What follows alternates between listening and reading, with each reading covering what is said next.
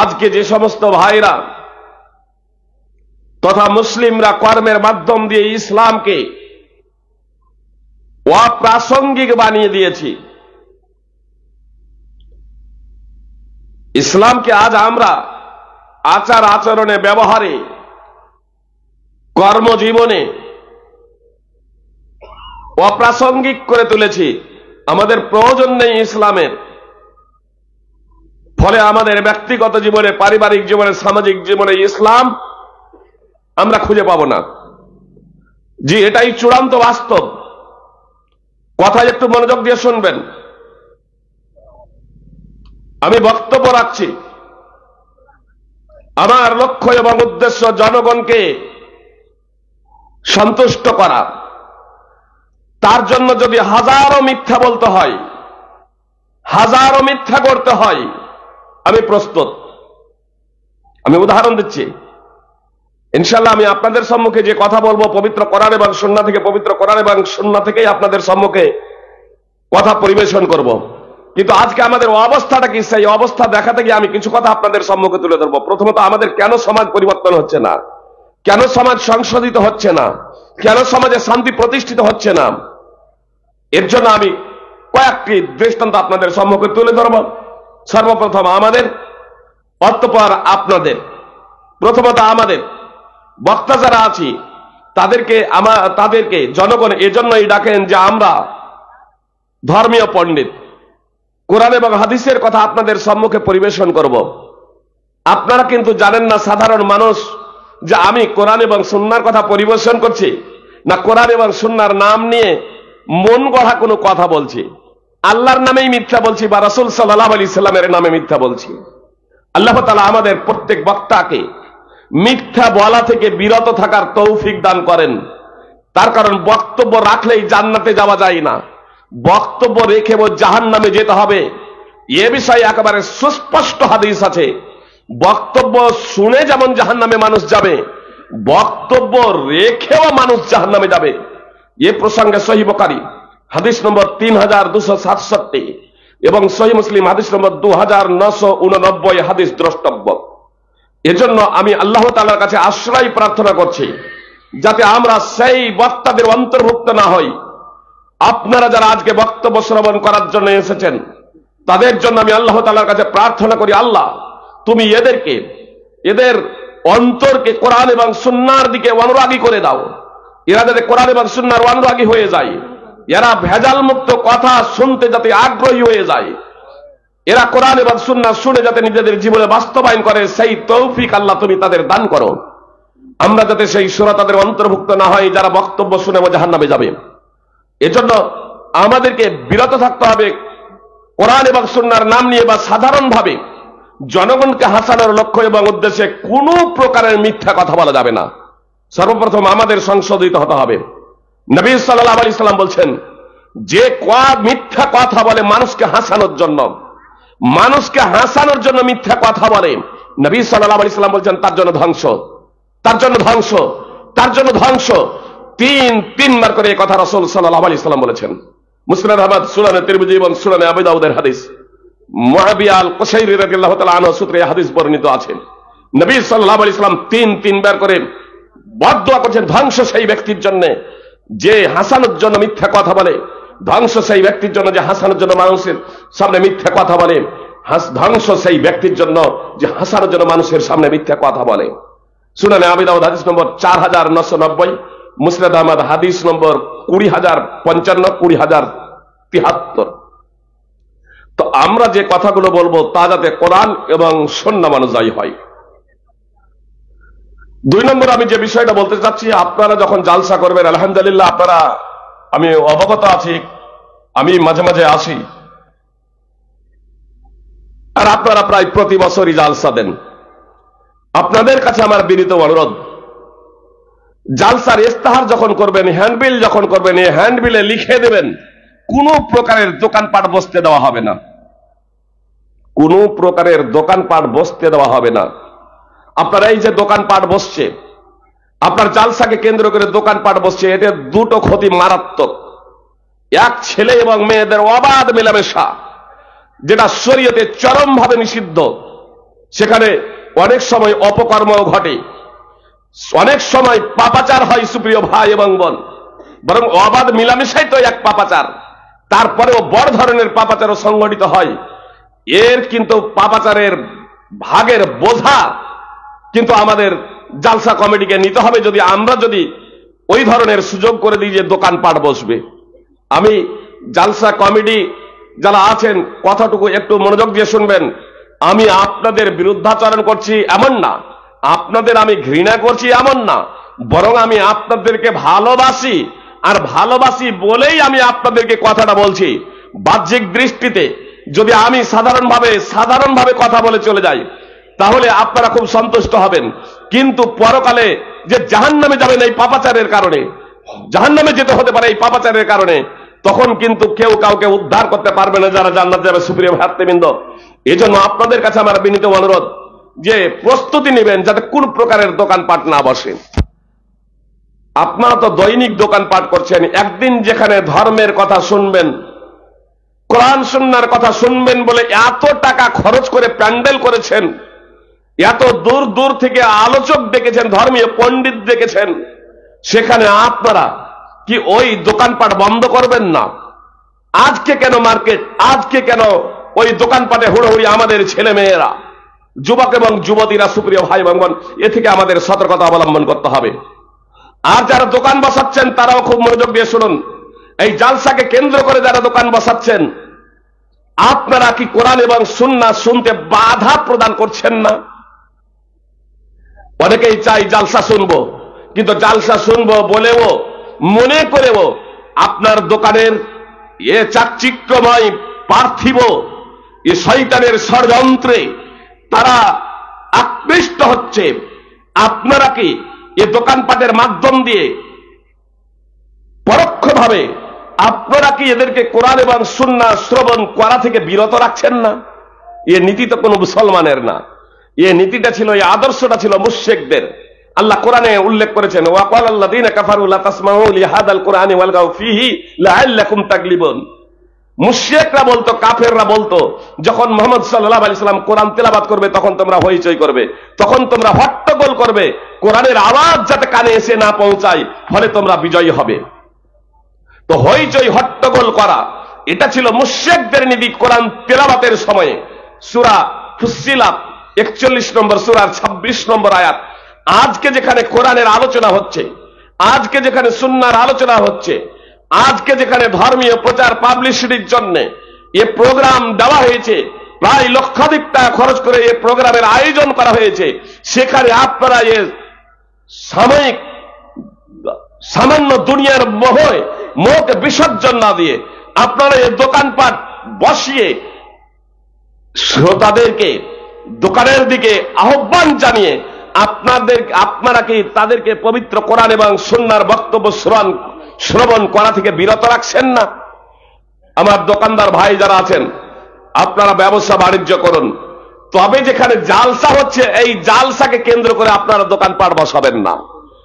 আপনারা ব্যবসা বাণিজ্য করুন, আল্লাহ ব্যবসা বাণিজ্যের কথা বলেছেন, কোরআনে রুজি সন্ধানের কথা বলেছেন। আল্লাহ বলছেন, ফাইদা কুদিয়াতিস সালাতু ফান্তাশিরু ফিল আরদ, যখন নামাজ হয়ে যাবে তখন জমিনের বুকে তোমরা ছড়িয়ে পড়ো। জুমার নামাজের প্রেক্ষাপটে আয়াত আল্লাহ তাআলা অবতীর্ণ করছেন। সার্বিকভাবে আপনি ব্যবসা বাণিজ্য করুন, কোন সমস্যা নেই, বৈধ পন্থায় উপার্জন করুন। তাহলে যেখানে ধর্ম প্রচার হচ্ছে, ধর্ম প্রচারের ব্যবস্থা হচ্ছে, সেখানে অপর দিকে আপনারা দোকানপাট বসিয়ে আপনার ধর্মের দিকে মানুষ যাতে না যায়, ধর্মের কথা যাতে না শুনে, পরোক্ষভাবে কি আপনারা আপনাদের ওই দুনিয়ার চাকচিক্যময় বিষয়ের দিকে তাদেরকে আহ্বান জানাচ্ছেন না? আপনারা বলবেন, ফাইজি সাহেব আমাদের মার্কেটও করা হবে, আমাদের দোকানপাটও করা হবে, আর আমাদের বক্তব্যও শোনা হবে, দুটোই তো কাজ একসাথে হয়ে যাচ্ছে, সমস্যাটা কি? আসুন, সমস্যাটা কি? একসাথে দুই কাজ হয় না। চায়ের দোকানে যে সমস্ত ভাইরা বসে আছেন তাদের বলবো, এখন যারা বাড়িতে বসে আছেন ভাবছেন স্ত্রীর সাথে একটু প্রেমালাপ হবে, চায়ের দোকানে চায়ের ভাঁড়ে চুমুক দেওয়া হবে, বক্তার বক্তব্য শোনানো হবে, আমি বলবো না, বরং আপনারা যদি ওইভাবে বক্তব্য শুনবো মনে করেন, অন্তত আমার বক্তব্য শ্রবণ করা থেকে বিরত থাকুন। আর না হলে মনোযোগ দিয়ে বক্তব্য শুনুন, তার কারণে হ্যাঁ কে না শুনবেন, না কে না হ্যাঁ শুনবেন, অর্ধেক বক্তব্য শুনবেন, অর্ধেক বক্তব্য বুঝতে ভুল করবেন। এটাই আজকে আমাদের চিত্র। আমি বলেছি জালসা অনেক হচ্ছে, বক্তব্য অনেক হচ্ছে, ইসলামকে যথার্থভাবে আমরা বুঝতে এখনো সক্ষম নই কেন? ইসলামের মৌলিক বিষয়গুলো সম্পর্কে আমরা অবগত নই কেন? সুপ্রিয় ভাই এবং বোন, আমি আপনাদের বলি, আজকে যেখানে মুসলিমরা জোরসে আমিন বলতে হবে না আস্তা আমিন বলতে হবে, একে কেন্দ্র করে লড়ালড়ি করে, ঝগড়া মারপিট করে, এমনকি মসজিদ পর্যন্ত ভাগ হয়ে যায়, এক হাতে মুসাফা না দুই হাতে মুসাফাকে কেন্দ্র করে যেখানে ঝগড়া বিবাদ হয়, আপনার বুকের উপরে হাত না নাভির নিচে হাত বাঁধাকে কেন্দ্র করে যেখানে মারপিট হয়, একে অপরকে ঘৃণার চোখে দেখা হয়, পায়ে পা মিলে তো হবে কি হবে না একে কেন্দ্র করে যেখানে মসজিদে নামাজ পড়তে বাধা পর্যন্ত দেওয়া হয়, সেই মুসলিমরাই আবার যখন কেউ নিজেকে ইমাম মেহেদী বলে দাবি করে, ঈসা বলে দাবি করেন, ঈসা বলে দাবি করেন, নবী বলে দাবি করেন, তখন এই লোকগুলো তথা এই সমাজের লোকগুলোই আবার তাদেরকে ইমাম মেহেদী এবং ঈসা নবী বলে বিশ্বাস করে না করে না? উদাহরণ দিয়ে আপনাদের বুঝতে সুবিধা হবে। মির্জা গোলাম আহমদ কাদিয়ানী, মির্জা গোলাম আহমদ কাদিয়ানী নিজেকে বলল আমি ঈসা, আমি ইমাম মেহেদী, তারপরে বলল আমি ঈসা, আমি নবী। তো তাকে যে ইমাম মেহেদী এবং ঈসা নবী বলে বিশ্বাস করেছে, যারা বিশ্বাস করেছে ভারত, পাকিস্তান, বাংলাদেশ, আমেরিকা, ইংল্যান্ডে, তারা কি অমুসলমান ছিল না? মুসলমানদের মধ্য থেকেই কেউ তাদেরকে ঈসা আর মেহেদী বলে বিশ্বাস করেছে? কি বলছেন? মুসলমানদের মধ্যেই। তাহলে যে মুসলমানরা জোরে আমিন বলতে হবে না আস্তা আমিন বলতে হবে, একে কেন্দ্র করে ঝগড়া করে, খুব সহজে কি করে মির্জা গোলাম আহমদ কাদিয়ানী একজন মিথ্যাবাদীকে নবী বলে মেনে নিল, ইমাম মেহেদী বা ঈসা বলে মেনে নিল? বুঝতে পারছেন না? আসলে মুসলমানরা শুনেছে দাজ্জাল আসবে, ইমাম মেহেদী আসবেন, ঈসা আলাইহিস সালাম আকাশ থেকে অবতরণ করবেন।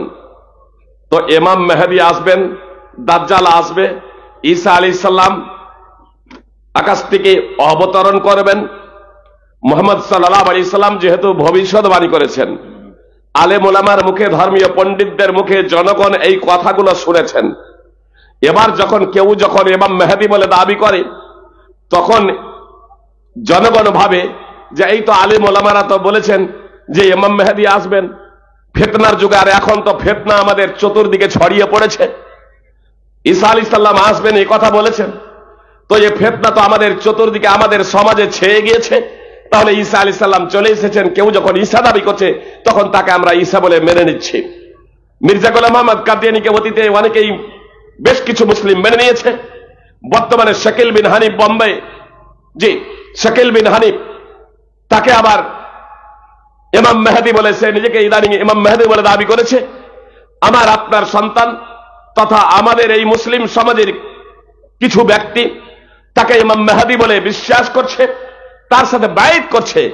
যদি তার আব্বা আম্মা, তার ভাই বোন, তারা যদি ইমাম মেহেদীকে, শাকিল বিন হানিফকে ইমাম মেহেদী বলে বিশ্বাস না করে, তাহলে সেই ছেলে, সেই পরিবারের বাপ মা, ভাই বোন, সন্তান সন্ততি, এদের সাথে সম্পূর্ণ সম্পর্ক বিচ্ছেদ করছে। এ ধরনের ঘটনা আজ ভারতের কিছু জায়গায় আপনার পৌঁছে গিয়েছে। পশ্চিম বাংলার মাটিতেও এই শাকিল বিন হানিফের ফিতনা নতুন ভাবে প্রবেশ করেছে। এর আগে মির্জা গোলাম আহমদ কাদিয়ানীর ফিতনা প্রবেশ করেছিল। তাহলে আমি বললাম যে এরা হচ্ছে মিথ্যাবাদী। শাকিল বিন হানিফ সেও হচ্ছে একজন মিথ্যাবাদী, আর মির্জা গোলাম আহমদ কাদিয়ানী সেও হচ্ছে একজন মিথ্যাবাদী। কিন্তু জনসাধারণ খুব সহজে তাদের প্রতারণার ফাঁদে পড়ছে কেন? বক্তব্য আধা আধা শোনার কারণে। একটু বিষয়টা নিয়ে একটু পর্যালোচনা করি, তাহলে আপনাদের সুবিধা হবে। দাজ্জালের কথা আপনারা শুনেছেন না শুনেননি? যদি না শুনেন নতুন ভাবে স্টার্ট করবো, আর যদি শুনে থাকেন তাহলে যেখান থেকে শুনেছেন সেখান থেকে বলবো। তাহলে দাজ্জালের কথা আপনারা শুনেছেন। দাজ্জালের চোখ কয়টা হবে? দাজ্জালের চোখ একটা। এটা শুনেছেন না পড়েছেন?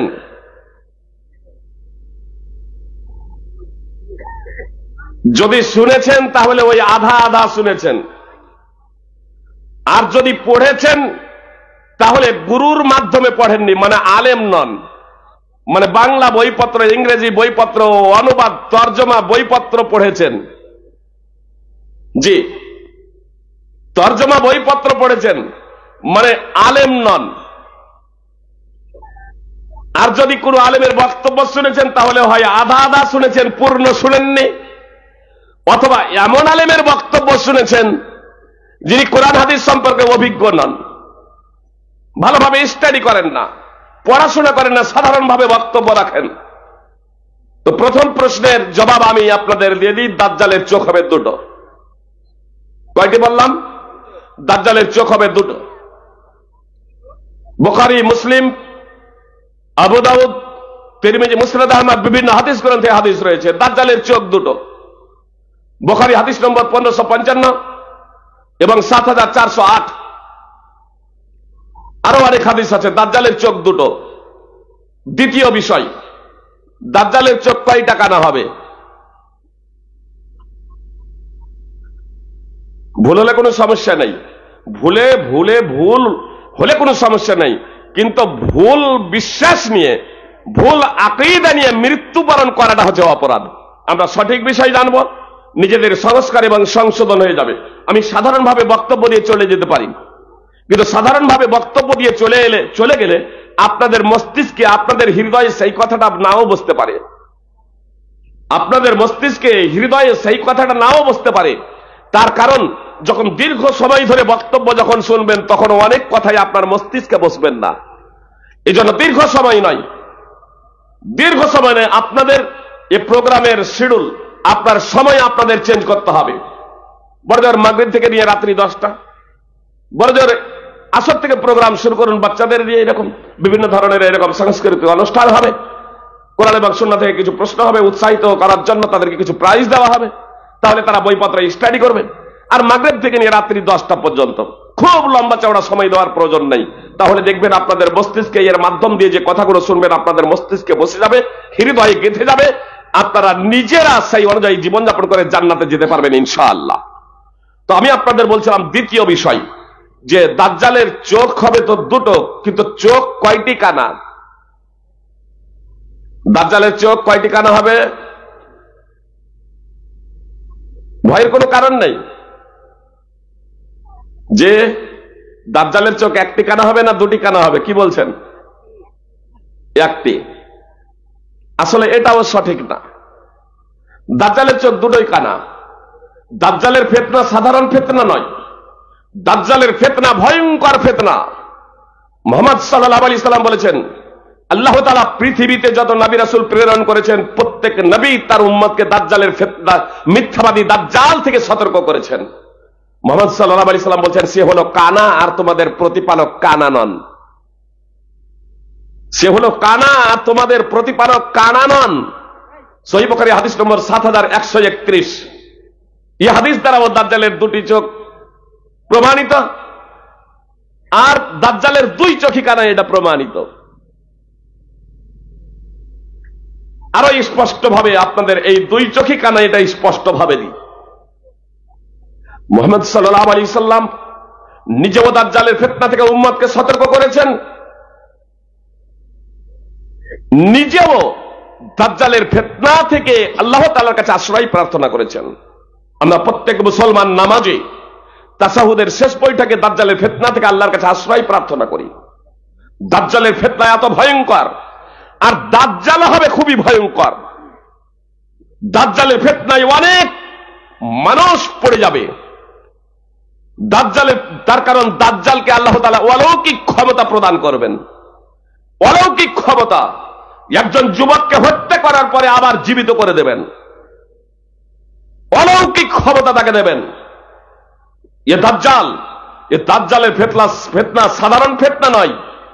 অনেক বড় বড় কিয়ামতের পূর্বে যে নিদর্শনগুলো আসবে তার মধ্যে এটাও হচ্ছে একটা অন্যতম আপনার দাজ্জালের ফিতনা। এই দাজ্জালের বিষয়ে রাসূল সাল্লাল্লাহু আলাইহি সাল্লাম একেবারে তার বিভিন্ন বৈশিষ্ট্য আমাদের সম্মুখে পেশ করেছেন। সমস্ত বৈশিষ্ট্য আমি আপনাদের সম্মুখে বলবো না, যাতে আপনারা বিভ্রান্ত না হন। যে কয়েকটি বিষয় প্রয়োজন সেই কয়েকটি বিষয় আপনাদের সম্মুখে তুলে ধরব। দাজ্জালের ডান চোখ প্রসঙ্গে রাসূল সাল্লাল্লাহু আলাইহি সাল্লাম বলেছেন, বুখারী মুসলিম সহ বিভিন্ন হাদিস গ্রন্থে আছে, কান্নাহা ইনাবাতুন তাফিয়া, দাজ্জালের যে ডান চোখ কানা হবে তো সেই চোখটা হবে আঙ্গুরের মতো ফোলা।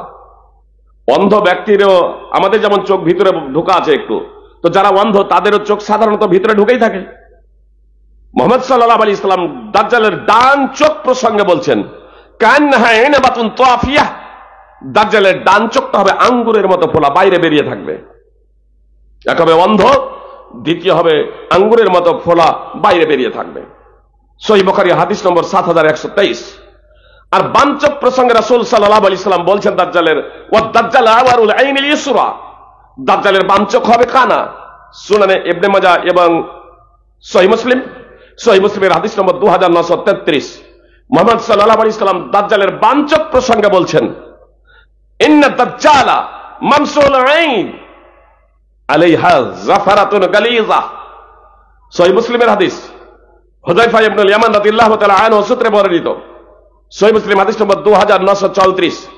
মুসনাদ আহমদে ওই হাদিসটি রয়েছে, ওয়া ইন্না দাজ্জালা মামসুল আইনিল ইউসরা আলাইহা জাফারাতুন গালিযা মাকতুবুন বাইনা আইনাই কাফির ইয়াকরাহু কুল্লু মুমিনিন কাতিবিন ওয়া গায়রি কাতিব। সহিহ মুসলিম হাদিস নম্বর 2934, মুসনাদ আহমদ হাদিস নম্বর 23439। রাসূল সাল্লাল্লাহু আলাইহি সাল্লাম বলেন, দাজ্জালের বাম চোখ হবে ল্যাপা, একটা হবে কানা, দ্বিতীয় হবে ল্যাপা।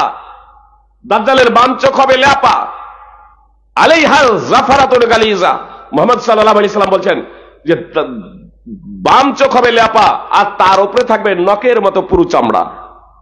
আপনারা এই যে জালসার স্টার হ্যান্ডবিল গুলো আছে, এই হ্যান্ডবিল গুলো যদি চোখের সামনে যদি ধরেন তাহলে সামনে কে আছে আর কেউ দেখতে পাবেন না, ওই হ্যান্ডবিলের অপোজিটে কে আছে কাউকে দেখা যাবে না। তো আপনার নখের মতো পুরু যদি চামড়া হয়, একটা হবে ল্যাপা আর তার উপরে নখের মতো পুরু চামড়া, তার দ্বারা কিছু দেখা যাবে। এক কানা, ল্যাপা, তার উপরে নখের মতো পুরু চামড়া, এত অন্ধ হবে। বলবেন যে তাহলে দেখবে কেমনে? আমরা শুনেছি সারা পৃথিবী ভ্রমণ করবে। জি, সারা পৃথিবী ভ্রমণ করবে, 4টি জায়গা ব্যতীত। মসজিদ হারাম আপনার মদিনা, মক্কা, মদিনা প্রবেশ করতে পারবে না, মক্কা এবং মদিনা, এবং মসজিদে আকসাই প্রবেশ করতে পারবে না, তুর পর্বতে সে যেতে পারবে না। এত ব্যতীত পৃথিবীর বিভিন্ন জায়গায় সে ভ্রমণ করবে। বলবেন ভ্রমণ কেমন করে করবে যেখানে দেখতে পাবে না? জি, অন্ধ ব্যক্তি আছে, অনেকেই ঘুরে না। আমার অন্ধ ব্যক্তি আপনার পৃথিবী ভ্রমণ করছে, কোনো সমস্যা নেই। পৃথিবী ভ্রমণ করছে, কোনো সমস্যা নেই। আল্লাহ তাআলা তাদের ব্রেন এত তীক্ষ্ণ করেছেন। এক হাফেজ 14 বছর আগে একদিন আমার সাথে মোসাফা করেছিলেন ঝাড়খণ্ডে। তারপরে এই গত 2-1 বছর হলো ওর সাথে সাক্ষাৎ আমি কিন্তু চিনতে পারিনি। ও তো 14 বছর আগে আমার সাথে মোসাফা করেছেন। হাতটা ধরার পরেই আমাকে বলছেন, আপনি ফেইজি না? আমি বলছি জি। তো বলছে আমাকে চিনতে পারছেন? আমি বলছি না। বলছে আপনি আমাকে চিনতে পারছেন না? ওই যে ঝাড়খণ্ডে অমুক মসজিদে আপনাকে গিয়ে আমি সালাম দিলাম, আপনার সাথে মোসাফা করেছিলাম আমার হাত ধরেই। অনেকগুলো লোক বসে আছে, পরে উনি ঢুকছেন। আগে থেকে আমরা বসে আছি ঘরে, আর পরে উনি ঢুকে মোসাফা করতে করতে আসছেন, আমার হাত ধরার পরে বলছে আপনি ফেইজি না? 14 বছর আগে আমার যে হাতে মোসাফা করেছে অন্ধ বলে দিচ্ছে। তাহলে অন্ধ 2 চোখেই কিন্তু সে দেখতে পাবে। আপনাদের এই দাজ্জাল প্রসঙ্গে আর একটু এখানে বলে দিই, সুপ্রিয় ভাতৃবৃন্দ, আপনারা বিভ্রান্ত হবেন না। যারা কাদিয়ানী হয়েছে, কোনো ভাই যদি কাদিয়ানী হয়ে থাকেন, কোনো ভাই বোন যদি কাদিয়ানী হয়ে থাকেন, আমি আপনাদের বলবো মির্জা গোলাম আহমদ কাদিয়ানীকে মিথ্যাবাদী আখ্যায়িত করে আলেম ওলামার কাছে গিয়ে তওবা করে কালেমায়ে শাহাদাত পাঠ করুন, নইলে আপনার নামাজ, রোজা, হজ, যাকাত কোনো কিছুই কাজে আসবে না। চিরন্তন হিসাবে অনন্ত কাল জাহান্নামে দাউ দাউ করে জ্বলতে হবে, কোনো দিনই জান্নাতে যাওয়ার প্রশ্ন নেই। কেউ যদি মির্জা গোলাম আহমদ কাদিয়ানীকে ইমাম মেহেদী ঈসা নবী বলে আখ্যায়িত করে থাকে, তাহলে তার ঈমান এবং ইসলাম বিনষ্ট। যতক্ষণ পর্যন্ত তওবা না করবে জান্নাতে যাওয়ার তার কোনো দিনই প্রশ্নই নেই। সুপ্রিয় ভাই বোনগণ, এজন্য এখানে একটু বিষয়টা স্পষ্ট করে দিয়েছি, দিবালোকের ন্যায় স্পষ্ট হয়ে যাবে। দাজ্জাল এই পৃথিবীতে যখন আবির্ভূত হবে, তখন দাজ্জাল এই পৃথিবীতে আবির্ভূত হওয়ার পরে থাকবে 40 দিন। দাজ্জাল এই পৃথিবীতে আবির্ভূত হওয়ার পরে থাকবে কতদিন? 40 দিন। কিন্তু সেই 40 দিনটা হবে 40 দিনটা হবে 14 মাস 14 দিনের সমান।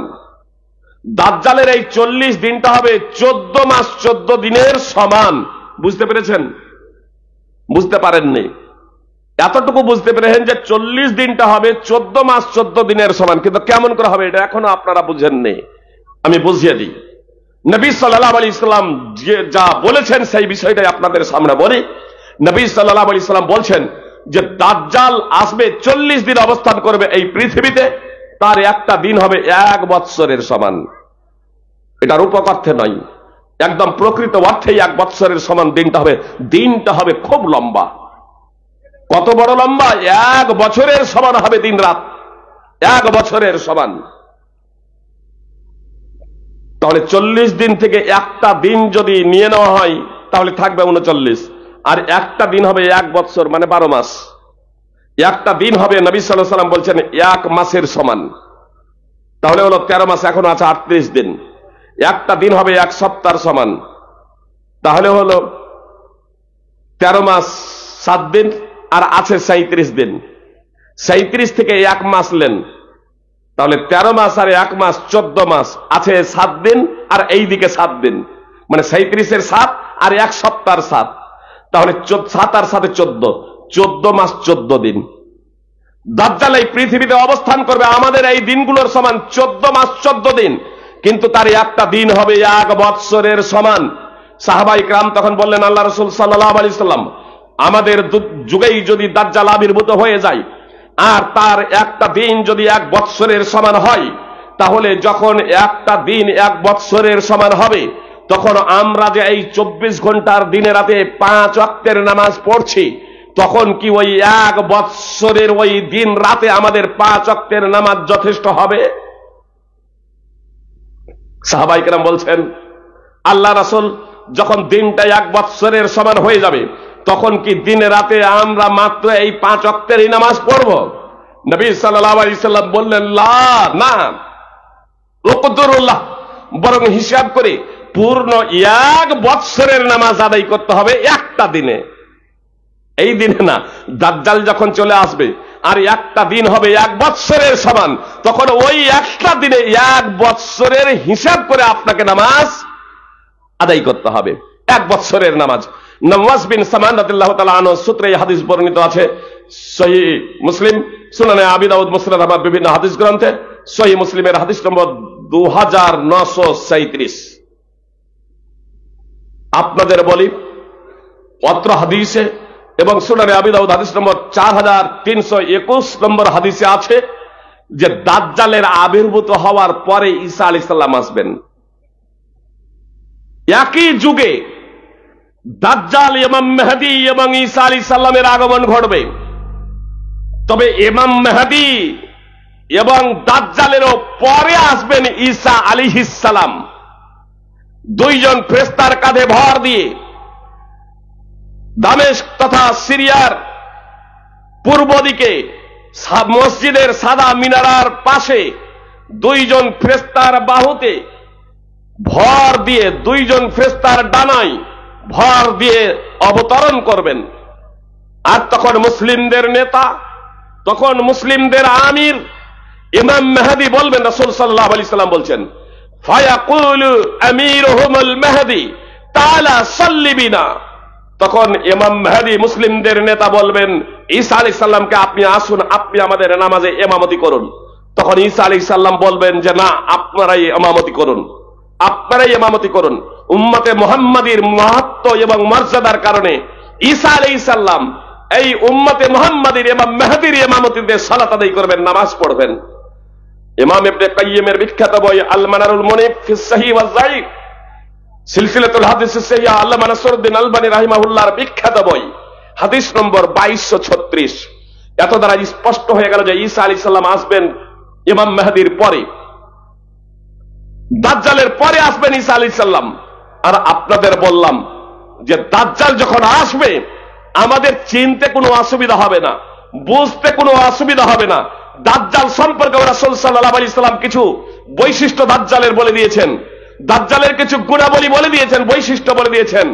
সাথে সাথে এমন একটা বৈশিষ্ট্য, এমন একটা বিষয় মুহাম্মদ সাল্লাল্লাহু আলাইহি সাল্লাম জাতিকে জানিয়ে দিয়েছেন যে এ উম্মতে মুসলিমা খুব সহজেই বুঝতে পারবে যে হ্যাঁ এবার দাজ্জাল চলে এসেছে। তার কারণ দাজ্জাল যখন আসবে ও তো মোটে থাকবে 14 মাস 14 দিন, কিন্তু একটাই দিন হবে তার 1 বৎসরের সমান। বলেন মির্জা গোলাম আহমদ কাদিয়ানীর জন্ম থেকে নিয়ে এখন পর্যন্ত এই পৃথিবীতে একটা দিন কি 1 বৎসরের সমান হয়েছে? কি বলছেন? একটা দিনে 1 বৎসরের সমান হয় নাই। এত দ্বারা স্পষ্ট হয়ে গেল যে মির্জা গোলাম আহমদ কাদিয়ানী সে একজন মিথ্যাবাদী। মুহাম্মদ সাল্লাল্লাহু আলাইহি সাল্লাম ভবিষ্যদ্বাণী করেছিলেন 30 জন মিথ্যাবাদী নবীকে নিজেকে নবী বলে দাবি না করা পর্যন্ত কিয়ামত সংঘটিত হবে না। তার মধ্যে বেশ কিছু নিজেকে মিথ্যাবাদী বলে দাবি করেছিল, তার মধ্যে একজন হচ্ছে আপনার মির্জা গোলাম আহমদ কাদিয়ানী। তার আগেও বেশ কিছু দাবি করেছিল, তারা মরে গেছে, তার অনুসারী প্রায় শেষ। মির্জা গোলাম আহমদ কাদিয়ানী আপনার এই ইংরেজদের আমলে বলে ইংরেজদের তৈরিকৃত সে নিজেকে নবী বলে দাবি করলো যে মুসলিম জাতিকে বিভক্ত করার জন্য, মুসলিম জাতিকে বিভক্ত করার জন্য, ইমান লুণ্ঠন করার জন্য, ইমানকে লুণ্ঠন করার জন্য সুপ্রিয় ভাই এবং বোন এবং অর্ধশিক্ষিত তথা অনভিজ্ঞ জাহেলে মুসলমান এরা তাকে নবী এবং ঈসা মেহেদী বলে বিশ্বাস করলো।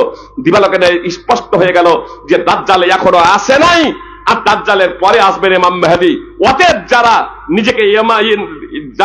নিজেকে ঈসা বলে দাবি করেছে সে হচ্ছে মিথ্যাবাদী।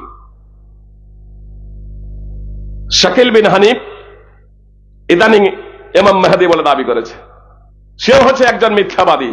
তার কারণ মুহাম্মদ সাল্লাল্লাহু আলাইহি সাল্লাম এমন নিদর্শন বলে দিয়েছেন, গুণাবলী বলে দিয়েছেন যে শাকিল বিন হানিফের সাথে একটুও মিলে না। তার মধ্যে অন্যতম একটা নিদর্শন শুনে রাখুন, সুনানে আবি দাউদ হাদিস নম্বর 4282। রাসূল সাল্লাল্লাহু আলাইহি সাল্লাম বলেছেন যে ইমাম মেহেদীর নাম হবে আমার নামে নাম, ইমাম মেহেদীর নাম হবে আমার নামে নাম, এবং তার পিতার নাম হবে আমার পিতার নাম। অর্থাৎ ইমাম মেহেদীর নাম হবে মুহাম্মদ আর তার পিতার নাম হবে আব্দুল্লাহ। আর যে ইদানিং শাকিল বিন হানিফ নিজেকে ইমাম মেহেদী বলে দাবি করেছে, তো তার নাম হচ্ছে শাকিল, তার পিতার নাম হচ্ছে হানিফ। না নামের সাথে তার মিল আছে, না তার পিতার নামের সাথে তার মিল আছে, কোনো মিল নেই। উপরন্তু ইমাম মেহেদী যখন আসবেন ধন সম্পদের এত সৈলাভ হবে, ঈসা আলাইহিস সালাম যখন আসবেন ধন সম্পদের এত সৈলাভ হবে, এত প্রাচুর্যতা বেড়ে যাবে, ধন সম্পদ পৃথিবীতে এত বেড়ে যাবে সুপ্রিয় ভাই এবং বোন, যে ইমাম মেহেদীকে কেউ গিয়ে যখন বলবে যে আমাকে দেন, ইমাম মেহেদী বলবেন, ইমাম মেহেদীকে কেউ গিয়ে বলবেন দেন, ইমাম মেহেদী বলবেন যে যত চাইবে দিয়ে দেবে। ঈসা আলাইহিস সালাম যখন আসবেন, ঈসা আলাইহিস সালাম আসার পরে এত ধন সম্পদ হবে, এত ধন সম্পদ হবে যে কেউ ধন সম্পদ নিতে চাইবে না। আবু হুরায়রা রাদিয়াল্লাহু তাআলা আনহু বর্ণনাকারী, ঈসা আলাইহিস সালাম যখন অবতরণ করবেন, ন্যায় ইনসাফ প্রতিষ্ঠাকারী হিসেবে অবতরণ করবেন, তিনি ক্রুশ চিহ্ন ভেঙে দেবেন, শুকুরকে হত্যা করবেন, শুকুরকে হত্যা করবেন, ক্রুশ চিহ্ন ভেঙে দেবেন, জিজিয়া ট্যাক্সকে উঠিয়ে দেবেন, তখন আর ট্যাক্স থাকবে না, তখন আর ট্যাক্স কর আর থাকবে না। আপনার সুয়ারকে হত্যা করবেন, সোয়ারকে হত্যা করবেন এবং ক্রুশ চিহ্ন যত আছে সব ভেঙে দেবেন, সব ভেঙে দেবেন, সব ভেঙে দেবেন। মির্জা গোলাম আহমদ কাদিয়ানী একটাও ক্রুশ চিহ্ন ভাগে নাই। আর ঈসা আলাইহিস সালাম যখন আসবেন ধন সম্পদের এত প্রাচুর্যতা হবে, সৈলাভ হবে, মুহাম্মদ সাল্লাল্লাহু আলাইহি সাল্লাম বলছেন লা ইয়াকবালহু আহাদ, কেউ ধন সম্পদ গ্রহণ করতে চাইবে না, কেউ নিবে না। সহিহ বুখারী হাদিস নম্বর 2222 এবং সহিহ মুসলিম হাদিস নম্বর 155। ধন সম্পদ এত বৃদ্ধি পাবে, ধন সম্পদের এত প্রাচুর্যতা বেড়ে যাবে, ধন সম্পদের এত সৈলাভ হবে যে মানুষ কেউ নিতে চাইবে না ঈসা আলাইহিস সালাম যখন আসবেন। আর আজকে তো সবাই বলছে দাও দাও, তাই না?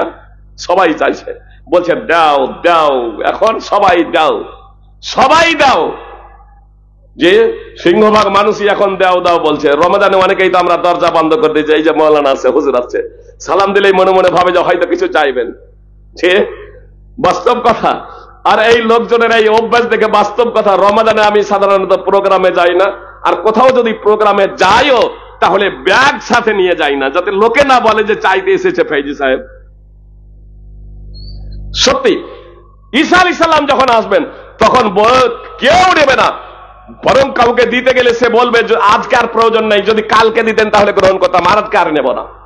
এত প্রাচুর্যতা হবে ধন সম্পদের এত সয়লাভ হবে, ধন সম্পদের ছড়ছড়ি, কেউ নিবে না ধন সম্পদ। সুপ্রিয় ভাই এবং বোন, এখনো সেই সময় আসে নাই, অতএব ঈসা আলাইহিস সালাম এখনো আসেননি, ইমাম মেহেদী আসেননি। যারা দাবি করেছে তারা মিথ্যাবাদী। আর দাজ্জালেরও আবির্ভাব ঘটেনি, দাজ্জালও এখনো পৃথিবীতে আসে নাই।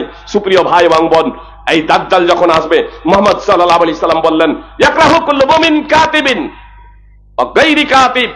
দাজ্জালের দুই চোখের মাঝে যে কাফের লেখা থাকবে, এই কাফের লেখাটা কেউ যদি আরবি পড়তেও জানে, আরবির বর্ণ জ্ঞান আছে, সেও কিন্তু এই দাজ্জালের কপালে কাফের লেখাটা পড়তে পারবে না। দাজ্জালের কপালে কাফের লেখাটা পড়বে কারা? ইয়াকরাহু কুল্লু মুমিনিন কাতিবিন ওয়া গায়রি কাতিব। নবী সাল্লাল্লাহু আলাইহি সাল্লাম বলেন, প্রত্যেক মুমিন তা পাঠ করতে পারবে, সে স্বাক্ষর হোক অথবা নিরক্ষর হোক।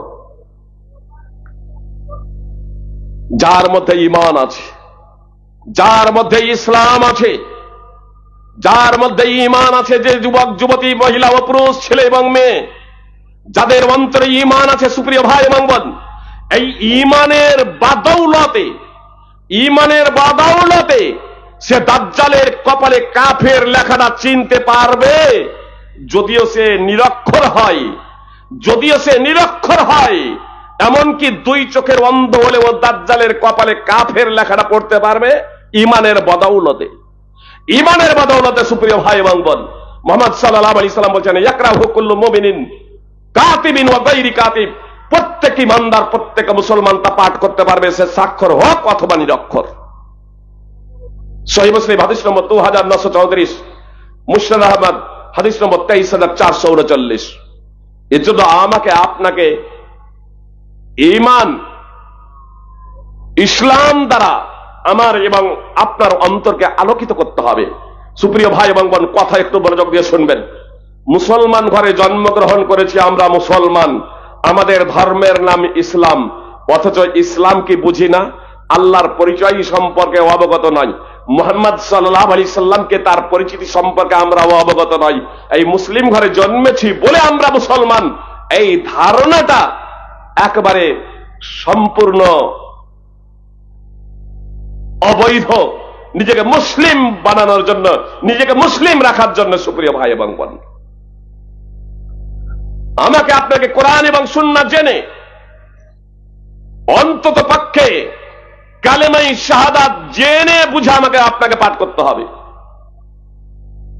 জেনে বুঝে। আল্লাহ তাআলা বলছেন, ওয়াল আসর ইন্নাল ইনসানা লাফি খুসর। আল্লাহর কসম, আল্লাহ বলছেন ওয়াল আসর, সময়ের শপথ, কালের শপথ। আল্লাহ তাআলা কালের শপথ করছেন, সময়ের শপথ করছেন। আমাদের জন্য আল্লাহ এবং তার গুণাবলী ছাড়া অন্য কোনো কিছুরই শপথ করা যাবে না। এমনকি মুহাম্মদ সাল্লাল্লাহু আলাইহি সাল্লামের নামেও আমরা শপথ করতে পারি না। আমরা যেটা সমাজে পিতা মাতা ছেলের মাথায় হাত দিয়ে শপথ কর, এসবগুলো বলি, এগুলো হচ্ছে শিরক। সুপ্রিয় ভাই এবং বোন, থেকে আমাদের বিরত থাকতে হবে। আল্লাহ এবং তার গুণাবলী ছাড়া আমাদের জন্য শপথ করা বৈধ নয়। এটা শিরক হবে যদি আল্লাহ ছাড়া অন্য কোনো কিছুর নামে যদি আমরা শপথ করি, কসম যদি খাই। আমাদের কসম খেতে হবে একমাত্র আল্লাহ এবং তার গুণাবলীর মাধ্যমে। যদি কসম খেতেই হয়, মিথ্যা করে কসম খাবেন না কখনো।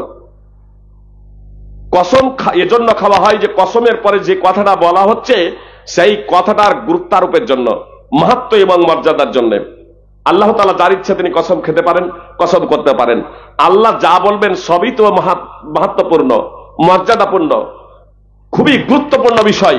তারপরেও তিনি কসম খাচ্ছেন, তারপরেও তিনি শপথ করছেন গুরুত্ব বুঝানোর লক্ষ্য এবং উদ্দেশ্যে। ওয়াল আসর, সময়ের শপথ। তারপরে বলছেন ইন্নাল ইনসানা লাফি খুসর, নিশ্চয়ই সমস্ত মানুষ ক্ষতির মধ্যে রয়েছে। যারা আরবিক জানেন, এখানে আল্লাহ তাআলা দুটো তাগিদের শব্দ নিয়ে এসেছেন।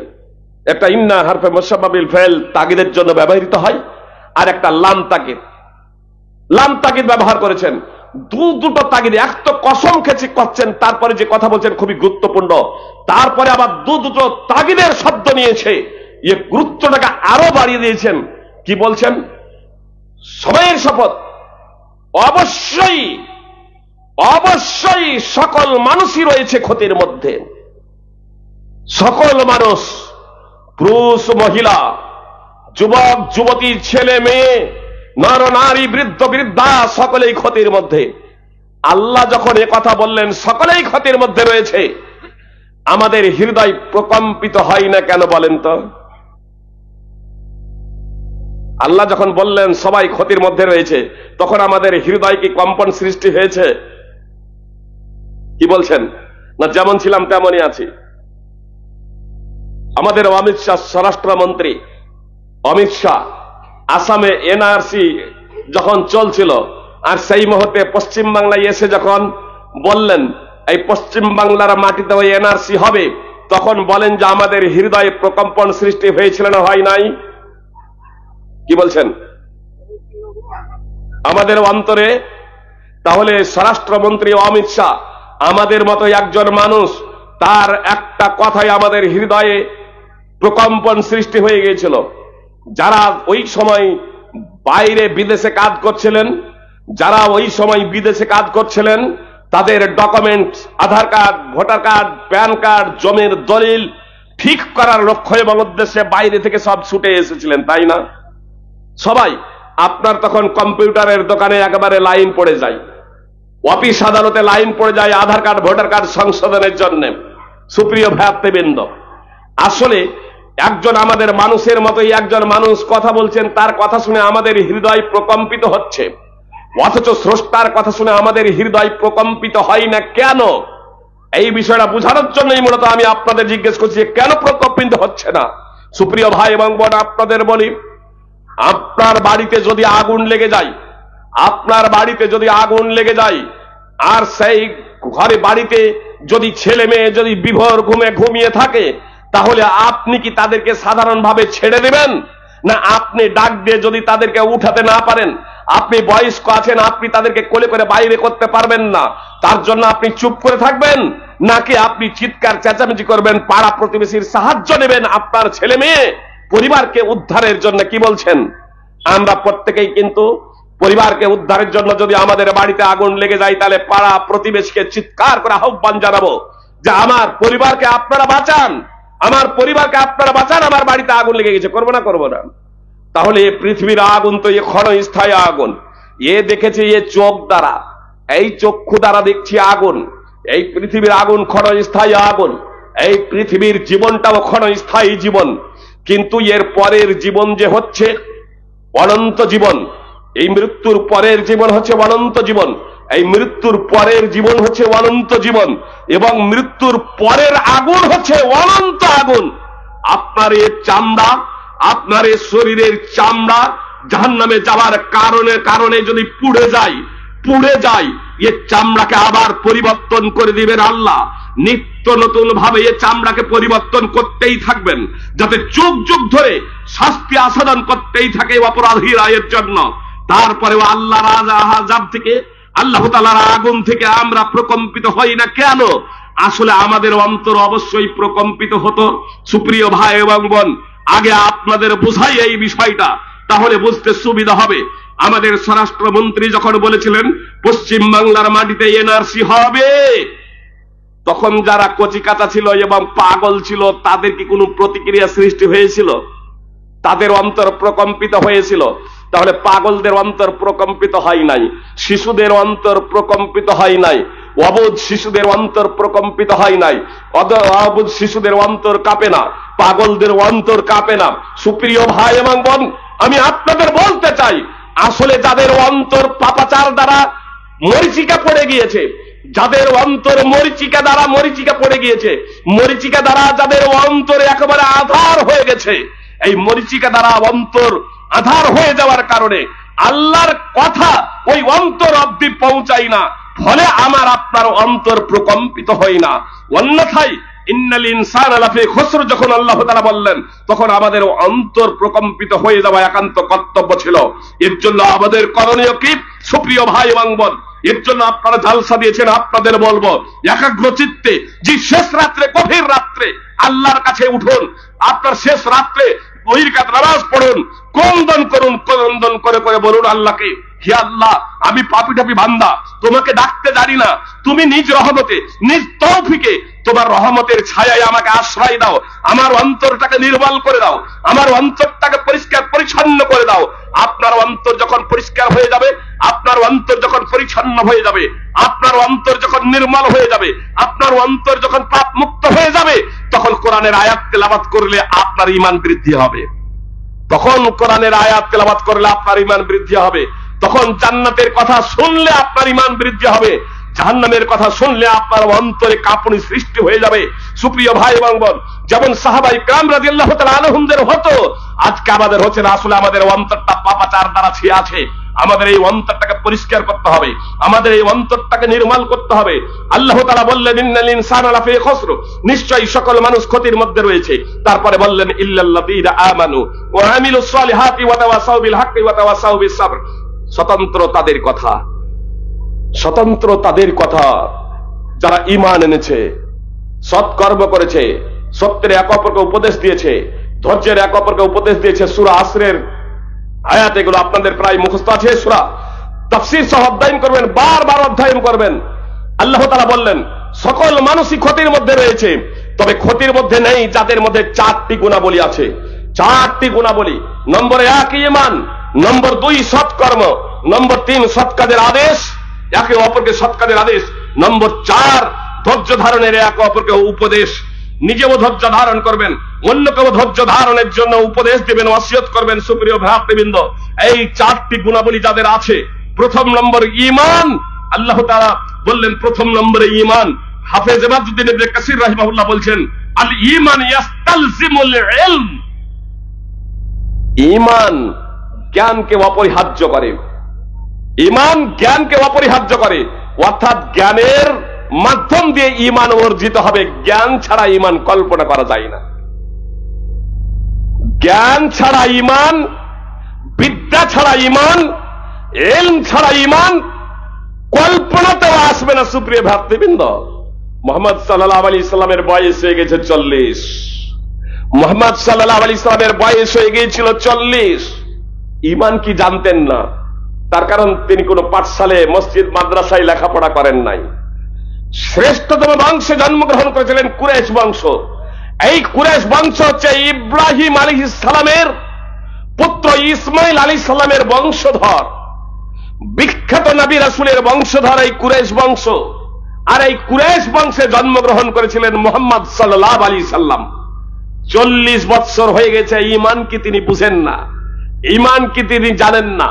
এটা আমি বলছি এমনটি না। এর পরেও পৃথিবীতে অজ্ঞ ব্যক্তি আছে যারা মুহাম্মদ সাল্লাল্লাহু আলাইহি সাল্লামকে আলেমুল গায়ব বলে, আলেমুল গায়ব বলে। নাউযুবিল্লাহি মিন যালিক। আল্লাহ বলছেন মুহাম্মদ সাল্লাল্লাহু আলাইহি সাল্লামকে 40 বছর বয়স হয়ে গেছে, তারপরেও ঈমান কি জানেন না? আল্লাহ বলছেন মা কুনতা তাদরি মাল কিতাব ওয়ালাল ঈমান। মুহাম্মদ সাল্লাল্লাহু আলাইহি সাল্লাম, তুমি তো ঈমান কি, কিতাব কি এটা জানতে না? সূরাতুশ শূরা 42 নম্বর সূরার 52 নম্বর আয়াতের অংশ বিশেষ আল্লাহ তাআলা ওহী মারফতে মুহাম্মদ সাল্লাল্লাহু আলাইহি সাল্লামকে জানালেন যে ঈমান কি, কিতাব কি। ওহী মারফতে আমার আপনার কাছে আর ওহী আসবে না, আমাকে আপনাকে জানতে হবে ঈমান কি। সুপ্রিয় ভাই এবং বোন, আমি আপনি না জেনে বুঝে শুধু পড়ে নিলাম লা ইলাহা ইল্লাল্লাহ বা লা ইলাহা ইল্লাল্লাহু মুহাম্মাদুর রাসূলুল্লাহ বা আশহাদু আল্লা ইলাহা ইল্লাল্লাহ ওয়া আশহাদু আন্না মুহাম্মাদান আবদুর রাসূলুহ, আমি পাঠ করে নিলাম। এটা জানি না যে আশহাদু আল্লা ইলাহা ইল্লাল্লাহ ওয়া আশহাদু আন্না মুহাম্মাদান আবদুর রাসূলুহটা কি, এর তাৎপর্য কি, তার মানা কি, তার ভাবার্থ কি, এগুলো আমি জানি না। শুধু সাধারণভাবে আমি পাঠ করে নিলাম, আমি মুসলমান হয়ে যাব? আমাদের মাননীয় মুখ্যমন্ত্রী তো মাঝে মাঝেই বলেন লা ইলাহা ইল্লাল্লাহ মুহাম্মাদুর রাসূলুল্লাহ, তিনি মুসলমান তো? যে তাহলে তিনি মুসলমান নন, তাহলে আমরা কেমন মুসলমান? আমরা কি লা ইলাহা ইল্লাল্লাহ মুহাম্মাদুর রাসূলুল্লাহ তাৎপর্য বুঝি? খুব ভালোভাবে জেনে রাখুন, লা ইলাহা ইল্লাল্লাহ এর অর্থ এই নয় যে আল্লাহ তাআলা আছেন। ইবলিসও জানে আল্লাহ আছেন, মুশরিকরাও আল্লাহ আছেন এটা স্বীকার করে, মুশরিকরাও স্বীকার করে যে আল্লাহ আছে, আর ইবলিস আল্লাহকে স্বীকার করে। লা ইলাহা ইল্লাল্লাহর অর্থ হলো আল্লাহ ছাড়া সত্য কোনো উপাস্য নেই, আপনি যখন লা ইলাহা ইল্লাল্লাহ যখন পাঠ করবেন, তখন এর মাধ্যম দিয়ে আপনি স্বীকার করছেন, স্বীকারোক্তি জ্ঞাপন করছেন যে পৃথিবীতে যত ধর্ম আছে সব ধর্ম বাতিল ইসলাম ছাড়া। তার কারণে ইসলাম সমস্ত নবী রাসূলের ধর্ম, আল্লাহ তাআলা প্রদত্ত জীবন ব্যবস্থার নাম হলো ইসলাম। আর এই ইসলামের প্রথম যে কালেমা তাইয়্যিবা, প্রথম কালেমা শাহাদাত আশহাদু আল্লা ইলাহা ইল্লাল্লাহ ওয়া আশহাদু আন্না মুহাম্মাদান আবদুহু ওয়া রাসূলুহু, এর প্রথম পাঠ হচ্ছে লা ইলাহা ইল্লাল্লাহ। আর এই লা ইলাহা ইল্লাল্লাহর মাধ্যম দিয়ে আপনি ঘোষণা দিচ্ছেন যে আল্লাহ ছাড়া যত উপাস্য আছে সব বাতিল, আল্লাহ ছাড়া সত্য কোনো উপাস্য নেই, পৃথিবীতে যত উপাস্য আছে আল্লাহ ছাড়া সবই বাতিল।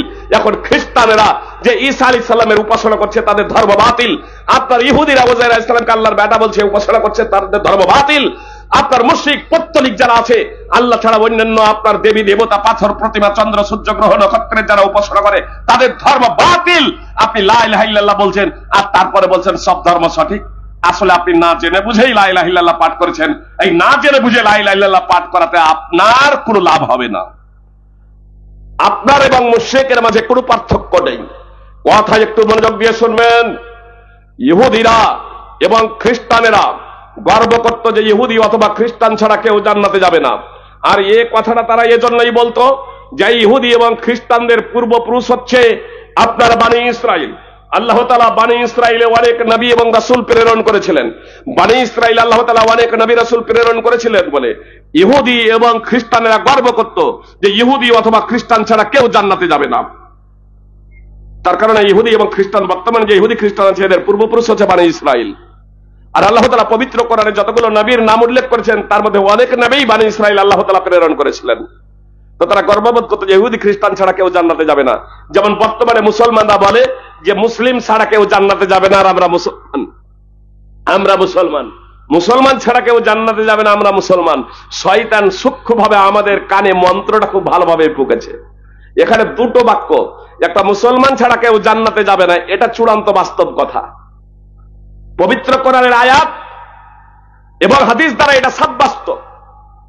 পবিত্র কোরআন সূরা আলে ইমরান 3 নম্বর সূরার 25 নম্বর আয়াত তাফসীর সহ দ্রষ্টব্য,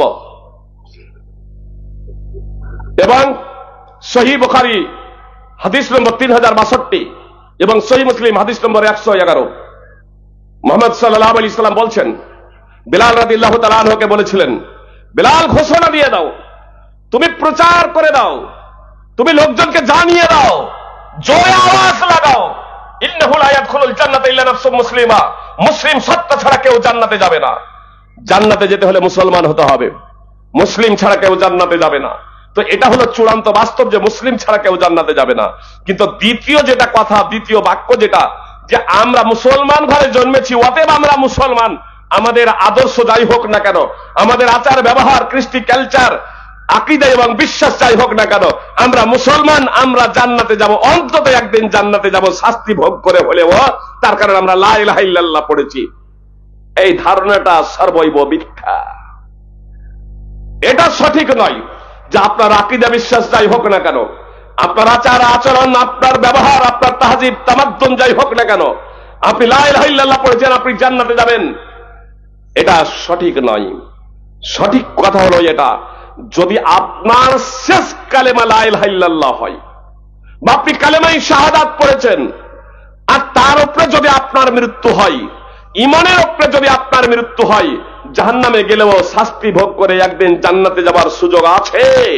কিন্তু আপনি কালেমায়ে শাহাদাত পড়েছেন, আর তারপরে লা ইলাহা ইল্লাল্লাহ পড়েছেন, আর তারপরে ঈমান এবং ইসলাম বিধ্বংসী অনেক কাজ করেছেন, অনেক আচার আচরণ করেছেন, অনেক কথা বলেছেন, অনেক আকীদা বিশ্বাস পোষণ করেছেন যা ঈমান এবং ইসলাম বিধ্বংসী, আর সেই অবস্থায় মৃত্যুবরণ করেছেন, কোনদিনই জান্নাতে যাবেন না। এ বিষয়ে সালাফগণ তথা চারজনের ইমাম সহ ধর্মের যারা মহাপণ্ডিত এদের মাঝে কোনো মতভেদ নেই। আহলে সুন্নাত ওয়াল জামাতের ইমামদের মাঝে এ বিষয়ে কারো কোনো দ্বিমত নেই। ঈমান ইসলাম বিনষ্ট হয়ে গিয়ে কেউ যদি মৃত্যুবরণ করে তাহলে চিরস্থায়ী সে জাহান্নামী হবে। সুপ্রিয় ভাই এবং বোন, আল্লাহ তাআলা আমাদেরকে ঈমানের উপরে মৃত্যুবরণ করার তৌফিক দান করেন, আমিন। তো ইহুদি এবং খ্রিস্টানেরা আকীদা পোষণ করত যে ইহুদি অথবা খ্রিস্টান ছাড়া জান্নাতে যাবে না। কেন বলতো? তাদের পূর্বপুরুষ বনি ইসরাইল, আর বনী ইসরাইল আল্লাহ তাআলা অনেক নবী রাসূল প্রেরণ করেছিলেন। এর তাৎপর্য যে তারা নবী রাসূলদের বংশধর, তারা নবী রাসূলদের বংশধর তারা ভাবত। এজন্য তারা বলতো যে ইহুদি অথবা খ্রিস্টান ছাড়া কেউ জান্নাতে যাবে না। আল্লাহ তাআলা বলছেন ওয়াকালু লান ইয়াদখুলাল জান্নাতা ইল্লা মান কানা হুদান আও নাসারা, তারা বলে ইহুদি অথবা খ্রিস্টান ছাড়া কেউ জান্নাতে যাবে না। জান্নাতে যেতে হলে ইহুদি অথবা খ্রিস্টান হতে হবে। তিলকা আমানিয়ুহুম, আল্লাহ তাআলা বললেন এটা হচ্ছে তাদের মিথ্যা আশা, এটা হচ্ছে তাদের মিথ্যা আকাঙ্ক্ষা, এটা হচ্ছে তাদের মিথ্যা দাবি। কুল হাতু বুরহানাকুম ইন কুনতুম সাদিকিন, আল্লাহ তাআলা মুহাম্মদ সাল্লাল্লাহু আলাইহি সাল্লামকে বললেন যে তুমি তাদেরকে বলে দাও যদি তোমরা তোমাদের দাবিতে সত্যবাদী হও তাহলে দলিল প্রমাণাদি পেশ করো। তোমরা যদি তোমাদের দাবিতে সত্যবাদী হও যে তোমরা ইহুদি এবং খ্রিস্টান ছাড়া কেউ জান্নাতে যাবে না, তাহলে তোমরা দলিল পেশ করো। আল্লাহ তাআলা বলছেন হাতু বুরহানাকুম ইন কুনতুম সাদিকিন, দলিল নিয়ে এসো, তোমরা দলিল নিয়ে এসো যে ইহুদি অথবা খ্রিস্টান ছাড়া কেউ জান্নাতে যাবে না। কিন্তু ইহুদি খ্রিস্টানেরা দলিল পেশ করতে ব্যর্থ হয়েছে, ইহুদি খ্রিস্টানেরা দলিল পেশ করতে ব্যর্থ হয়েছে। সুপ্রিয় ভাতৃবৃন্দ, আল্লাহ তাআলা বলছেন কথা খুব মনোযোগ দিয়ে শুনবেন। বালা, কেন নয়, কেন নয়? বালা মান আসলামা ওয়াজহাহু লিল্লাহি ওয়া হুয়া মুহসিনুন ফালাহু আজরুহু ইনদা রাব্বিহি ওয়ালা খাউফুন আলাইহিম ওয়ালা হুম ইয়াহজানুন। বরং জান্নাতে যাবে কি? আল্লাহ তাআলা বলছেন বরং জান্নাতে যাবে সেই সব পুরুষ ও মহিলা, জান্নাতে যাবে সেই সব পুরুষ ও মহিলা, জান্নাতে যাবে সেই সব নর নারী, জান্নাতে যাবে সেই সব ছেলে মেয়ে, যুবক যুবতী, বৃদ্ধ বৃদ্ধা। কথায় একটু মনোযোগ দিয়ে শুনবেন, তার কারণ জান্নাতে যাবে কে? আল্লাহ তাআলা ইহুদিদের দাবিকে নস্যাৎ করে দিয়ে, ইহুদিদের দাবিকে নস্যাৎ করে দিয়ে আল্লাহ তাআলা বলছেন বরং জান্নাতে যাবে সেই সব ছেলে মেয়ে, পুরুষ ও মহিলা, যুবক যুবতী, বৃদ্ধ বৃদ্ধা, ছেলে এবং মেয়ে। জান্নাতে যাবে সেই সব যারা নিজেদের মুখমণ্ডলকে আল্লাহর জন্য সঁপে দিয়েছে, নিজেদের মুখমণ্ডল, নিজেদেরকে সম্পূর্ণরূপে সমর্পণ করেছে, নিজেদেরকে অর্পণ করেছে, নিজেদেরকে উৎসর্গ করে দিয়েছে একমাত্র আল্লাহর জন্য। ওয়া হুয়া মুহসিন, এবং তারা সৎ কর্ম করেছে, সৎকর্ম পরায়ণশীল। আল্লাহ তাআলাকে মেনে নেওয়ার পরে, আল্লাহ তাআলার কাছে নিজেদেরকে সম্পূর্ণরূপে উৎসর্গ করে দেওয়ার পরে চিন্তা চেতনা, বিবেক বুদ্ধি, চিন্তা চেতনা, বিবেক বুদ্ধি সবকিছুকে বিসর্জন, সবকিছুকে উৎসর্গ করেছে একমাত্র আল্লাহর জন্য। জি, কুরআন এবং সুন্নাহ, ইসলাম, ইসলামের কোন বিষয় আমার আপনার মস্তিষ্কে বুঝে আসুক আর না আসুক, সম্পূর্ণরূপে আমাকে আপনাকে উৎসর্গ করে দিতে হবে আল্লাহর জন্য। কোরআন এবং সুন্নাহর কারণে প্রয়োজনে আমার বিবেকের ত্রুটি ধরতে হবে, কোরআন এবং সুন্নাহর ত্রুটি নয়। কোরআন এবং সুন্নাহ এটা হচ্ছে ওহী, আল্লাহ তাআলা প্রদত্ত জীবন ব্যবস্থা। কোরআন এবং সুন্নাহর কোন বিধান যদি বুঝে না আসে তাহলে এটা আমার মস্তিষ্কের দোষ, এটা আমার ব্রেন জ্ঞানের স্বল্পতা, যে আমি সেটা বুঝতে ব্যর্থ হচ্ছি, আমার বিবেকের দোষ, কোরআন এবং সুন্নাহর দোষ নয়। কোরআন এবং সুন্নাহ সম্পূর্ণ ত্রুটি মুক্ত, নিখুঁত এবং নির্ভেজাল। সুপ্রিয় ভাই এবং বোন, অতীতে যেমন কোরআন সুন্নাহ ছিল প্রাসঙ্গিক, বর্তমানেও তেমনই প্রাসঙ্গিক, ভবিষ্যতেও থাকবে তেমনই প্রাসঙ্গিক। অতএব আমাকে কোরআন এবং সুন্নাহর ছাঁচে নিজেকে ঢালতে হবে, কোরআন এবং সুন্নাহ অনুযায়ী জীবন গড়তে হবে। সুপ্রিয় ভাই এবং বোন, আমি আপনি যদি জান্নাতে যেতে চাই, আল্লাহ তাআলা ইহুদি এবং খ্রিস্টানদের জবাবে বললেন, তাদের দাবিকে নস্যাৎ করে দিয়ে বললেন বরং জান্নাতে যাবে সেই সব পুরুষ এবং মহিলা যারা নিজেদেরকে অর্পণ করে দিয়েছে, উৎসর্গ করে দিয়েছে আল্লাহর জন্য এবং সৎ কর্ম করেছে। তাদের জন্য তাদের প্রতিপালকের কাছে রয়েছে বিনিময় প্রতিদান সওয়াব। তারা ভয়ভীত হবে না, তারা দুঃখিত হবে না, তারা ভয়ভীত হবে না, তারা দুঃখিত হবে না। কারা ভয়ভীত হবে না, দুঃখিত হবে না? সুপ্রিয় ভাই এবং বোন, কারা ভয়ভীত হবে না, ভীত সন্ত্রস্ত হবে না? কারা দুঃখিত হবে না? সুপ্রিয় ভাই এবং বোন, যারা নিজেদেরকে সম্পূর্ণরূপে অর্পণ করেছে, যারা নিজেদেরকে উৎসর্গ করে দিয়েছে আল্লাহর জন্য এবং তারা সৎ কর্ম করেছে, পবিত্র কোরআন এবং সুন্নাহ অনুযায়ী জীবনযাপন করেছে। সূরা বাকারা 2 নম্বর সূরার 111 এবং 112 নম্বর আয়াত। এখন আসুন আমরা দেখব যে পবিত্র কোরআন এবং সুন্নাহর আলোকে আমরা কি নিজেদেরকে উৎসর্গ করতে পেরেছি? আমরা কোরআন এবং সুন্নাহর আলোকে আমরা কি আল্লাহর জন্য নিজেকে উৎসর্গ করতে পেরেছি? দুনিয়ার আগুনকে যতটা আমরা ভয় করেছি, আল্লাহর আগুনকে আমরা ততটা ভয় করিনি। তার কারণ আমাদের অন্তরটা পাপাচার দ্বারা ছেয়ে আছে, আমাদের অন্তরটা কালিমা লিপ্ত হয়ে আছে। এই জন্য আল্লাহর আযাবের কথা শুনে আমাদের অন্তর প্রকম্পিত হয় না। সুপ্রিয় ভাই এবং বোন, আমরা আপনার বাড়িতে আগুন লাগলে পরিবারকে বাঁচানোর জন্য সর্বাত্মক প্রচেষ্টা করি, পাড়া প্রতিবেশীর সহযোগিতা নেই। কিন্তু আপনি আমার সন্তান সন্ততি কেউ যদি বেনামাজি হয়ে মারা যায়, তার অবস্থান কোথায় হবে? বেনামাজি হয়ে মারা গেলে অবস্থান কোথায়? বেনামাজি মারা গেলে যাবে কোথায়? জান্নাত না জাহান্নাম? জাহান্নাম। এটা আমরা বিশ্বাস করি তো। বাড়িতে আগুন লাগলে যেমন আমাদের চোখ দ্বারা দেখে অন্তরে বিশ্বাস করি, তার থেকেও দৃঢ় প্রত্যয় দিয়ে বিশ্বাস করতে হবে বেনামাজি মরলে জাহান্নামে যাবে, এতে সন্দেহের বিন্দু মাত্র অবকাশ নেই। বাড়িতে আগুন লাগলে আপনার পরিবার পুড়তেও পারে, আবার বাঁচতেও পারে। আগুন লেগেছে, নিভিয়ে যেতে পারে, পরিবার বাঁচতেও পারে। কিন্তু বেনামাজি হয়ে মারা গেলে, সাবালক সাবালিকা হয়ে যাওয়ার পরে বেনামাজি হয়ে মারা গেলে জাহান্নামে যাবে, এতে সন্দেহের কোনো অবকাশ নেই। তার কারণ পবিত্র কোরআনে আল্লাহ তাআলা বলেছেন, মুহাম্মদ সাল্লাল্লাহু আলাইহি ওয়াসাল্লাম তার হাদিসের মাধ্যমে আমাদেরকে স্পষ্টভাবে জানিয়ে দিয়েছেন। একাধিক আয়াত আছে এ প্রসঙ্গে, একাধিক হাদিস আছে এ প্রসঙ্গে। যেহেতু আপনারা এই বিষয়টা জানছেন যে বেনামাজি মারা গেলে জাহান্নামে যাবে, এজন্য বেশি রেফারেন্স দেওয়ার আমার প্রয়োজন নেই। আমি শুধু একটা রেফারেন্স আপনাদের দেব। কিয়ামত কবে সংঘটিত হবে? কিয়ামত কবে সংঘটিত হবে? দাঁতে যদি যন্ত্রণা যদি উঠে যায়, আমার মা বোনদের যদি প্রসব বেদনা যদি উঠে যায়, রাত্রি 12টাতে দাঁতের যন্ত্রণা যাদের হয়নি সেকে বুঝে, যার হয়েছে তাকে জিজ্ঞেস করুন। রাত্রি 12টায় যদি দাঁতের যন্ত্রণা যদি উঠে যায়, একেবারে বেশি বেশি যদি উঠে যায় যন্ত্রণা, ছেলে এবং মেয়ে যে কেউ হোক না কেন, আর বাড়িতে যদি কোনো প্রকারের ওষুধ যদি না থাকে যন্ত্রণা কমানোর জন্য, তাহলে ওই সময় আপনার ছেলেকে নিয়ে ডাক্তারের কাছে ছুটি যায় না? যায় না। তার কারণ দাঁতের যন্ত্রণা, আপনারা বুঝেই যে দাঁতের যন্ত্রণা কি। সুপ্রিয় ভাই এবং বোন, প্রসব বেদনা উঠলে তখন আমরা আর চুপ করে থাকি না। রাত্রি 12টায় একটা আপনার অ্যাম্বুলেন্স ডেকে, গাড়ি ডেকে আপনার হাসপাতালে পৌঁছানোর ব্যবস্থা করি।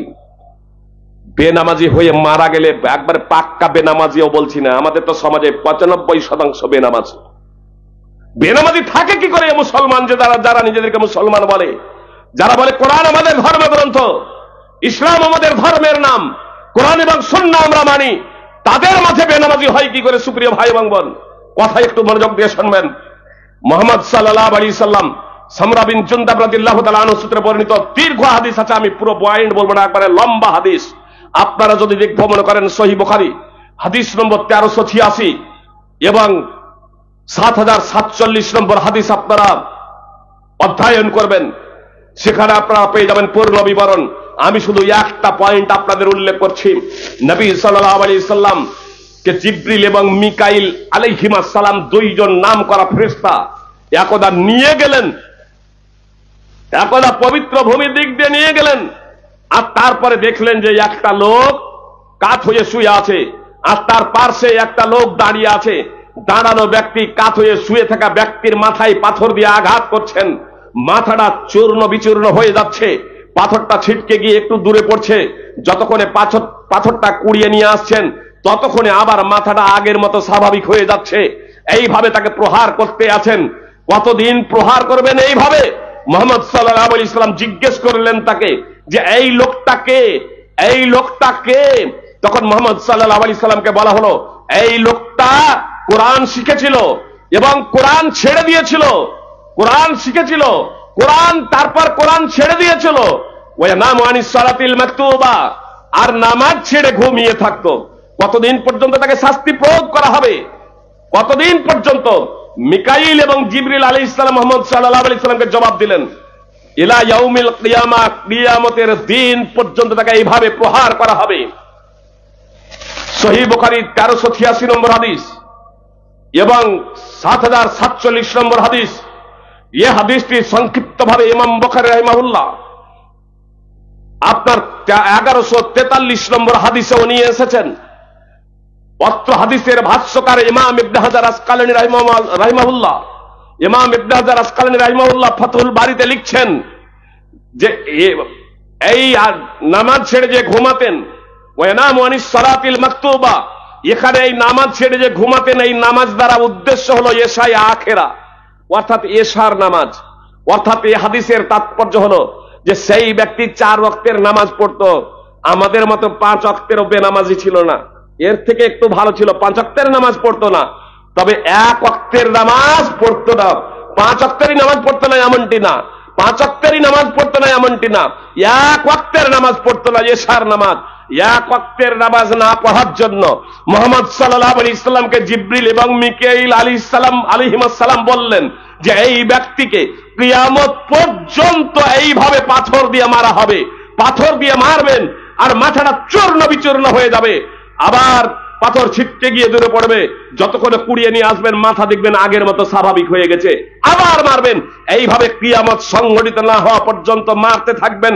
সুপ্রিয় ভাই এবং বোন, যারা মরে গিয়েছে মরে গিয়েছে, যারা আমরা বেঁচে আছি এখনো, মরলেই যে কঠিনতম শাস্তির সম্মুখীন হতে হবে, নামাজ না পড়লে, 1 ওয়াক্তের নামাজ না পড়ার জন্য যদি এই পরিণতি হয়, যারা আমরা 5 ওয়াক্তের বেনামাজি, তাদের কত কঠোর পরিণতি হতে পারে। সুপ্রিয় ভাই এবং বোন, আমরা যারা নিজেদেরকে মুসলমান বলে দাবি করি, যদি আমরা এটা বিশ্বাস না রাখি আখিরাতের প্রতি, বারজাখী জীবনের প্রতি, কবরের শাস্তির প্রতি, সুপ্রিয় ভাই এবং বোন, তাহলে জেনে রাখবেন যে আমাদের ঈমান কিন্তু থাকবে না।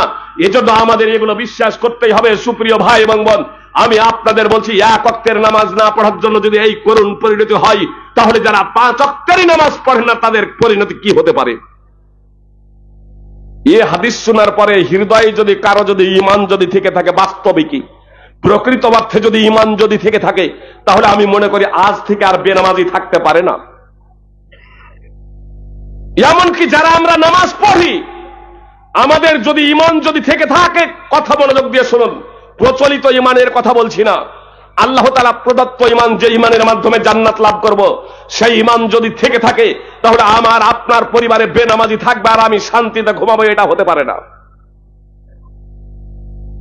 ঘরে আগুন লেগে গেলে তাদেরকে বাঁচানোর জন্য সর্বাত্মক প্রচেষ্টা করি, আমার একার দ্বারা সম্ভব না হলে পাড়া প্রতিবেশীকে ডাকি, সেখানে মরলেই জাহান্নামে যাবে। আমি আপনি কি ভেবেছি অনেকদিনে ছেলেগুলো বাঁচবে, আচ্ছা বড় হবে তারপর নামাজি হয়ে যাবে, বিয়ে শাদী হবে তারপর নামাজি হয়ে যাবে, অতদিন পর্যন্ত বাঁচবে এ কথা আপনাকে কে বলল? মোটরসাইকেল চালাতে গিয়ে অ্যাক্সিডেন্ট, বাসে ভ্রমণে গিয়ে অ্যাক্সিডেন্ট, বাড়িতে থেকে অ্যাক্সিডেন্ট, আপনার ওয়েনারে দেখলেন, আপনার এই কেরালার ওয়েনারে একেবারে মাটির তলে আপনার কয়েকশো মানুষ একেবারে চাপা পড়ে গেছে, মাটি সরাচ্ছে, লাশ বের হয়ে আসছে, বলবেন এটা সমুদ্রের ধার। আপনি চলে যান পাপুয়া নিউগিনিতে, আপনার 2024-এর মে মাসের 23 তারিখে, যে 2024 সালের মে মাসের 23 তারিখ দিন গিয়ে আপনার ভোর 3টায় বৃহস্পতিবার দিন, যে ভোর 3টার দিকে মানুষ যখন বিভোর ঘুমে ঘুমাচ্ছে, পাপুয়া নিউগিনির একটা পুরো গ্রাম, পাহাড়ি এলাকা, পাহাড়ের পাদদেশে পুরো গ্রাম মাটির নিচে চলে গেছে। সুপ্রিয় ভাই এবং বোন, প্রথমে বললেন 100 জন মারা গেছে, 200 জন মারা গেছে, বলছেন 2000 প্লাস মারা গেছে, পুরো একটা গ্রাম একেবারে সরাসরি মাটির নিচে চলে গেছে। মুহাম্মদ সাল্লাল্লাহু আলাইহি সাল্লাম ভবিষ্যৎবাণী করেছেন, আমার উম্মতের কিছু লোক জেনা ব্যভিচারকে বৈধ মনে করবে, রেশমের পোশাক পরাকে বৈধ মনে করবে, মদকে তারা বৈধ মনে করবে, মদকে বৈধ মনে করবে, মদের নাম পরিবর্তন করে তারা বৈধ মনে করবে। সুপ্রিয় ভাই এবং বোন, এবং মদকে বৈধ মনে করবে, বাদ্যযন্ত্রকে বৈধ মনে করবে। মুহাম্মদ সাল্লাল্লাহু আলাইহি সাল্লাম বলছেন আরো কিছু লোক আসবে, তারা বৈকেল বেলায় পশুপাল নিয়ে বাড়ি এলে তাদের কাছে যখন কোনো গরিব অসহায় ব্যক্তি তার কোনো অভাব তাদের সম্মুখে পেশ করলে, তাদের সম্মুখে তার প্রয়োজনের কথা বললে, তখন তারা বলবে ইরজি ইলাইনা গাদা, এখন আপনি যান, কালকে আসবেন। এখন আপনি যান, অভাবী গরিবকে ফেরত পাঠাবে, ঘুরিয়ে দেবে, বলবে এখন যান, কালকে আসবেন, আজকে দেবো না, কালকে দেবো, কালকে আসবেন। মুহাম্মদ সাল্লাল্লাহু আলাইহি সাল্লাম বলছেন ফায়ুবাইতুহুমুল্লাহু ইয়াদাউল আলাম, আর এই দিকে আল্লাহ তাআলা তাদেরকে ধসিয়ে দেবেন, এই দিকে আল্লাহ তাআলা তাদেরকে রাত্রেই ধসিয়ে দেবেন, আর পাহাড়টিকে ধসিয়ে দেবে। পাহাড়ি এলাকা পুরো একেবারে মাটির তলে চলে গেছে, পুরো পুরো মাটির তলে। আমি আপনি যে রাত্রে ঘুমাবো, কি গ্যারান্টি আছে যে সকালে উঠবো? আপনার পুরো বাড়িটাও তো মাটির তলে চলে যেতে পারে সুপ্রিয় ভাই এবং বোন।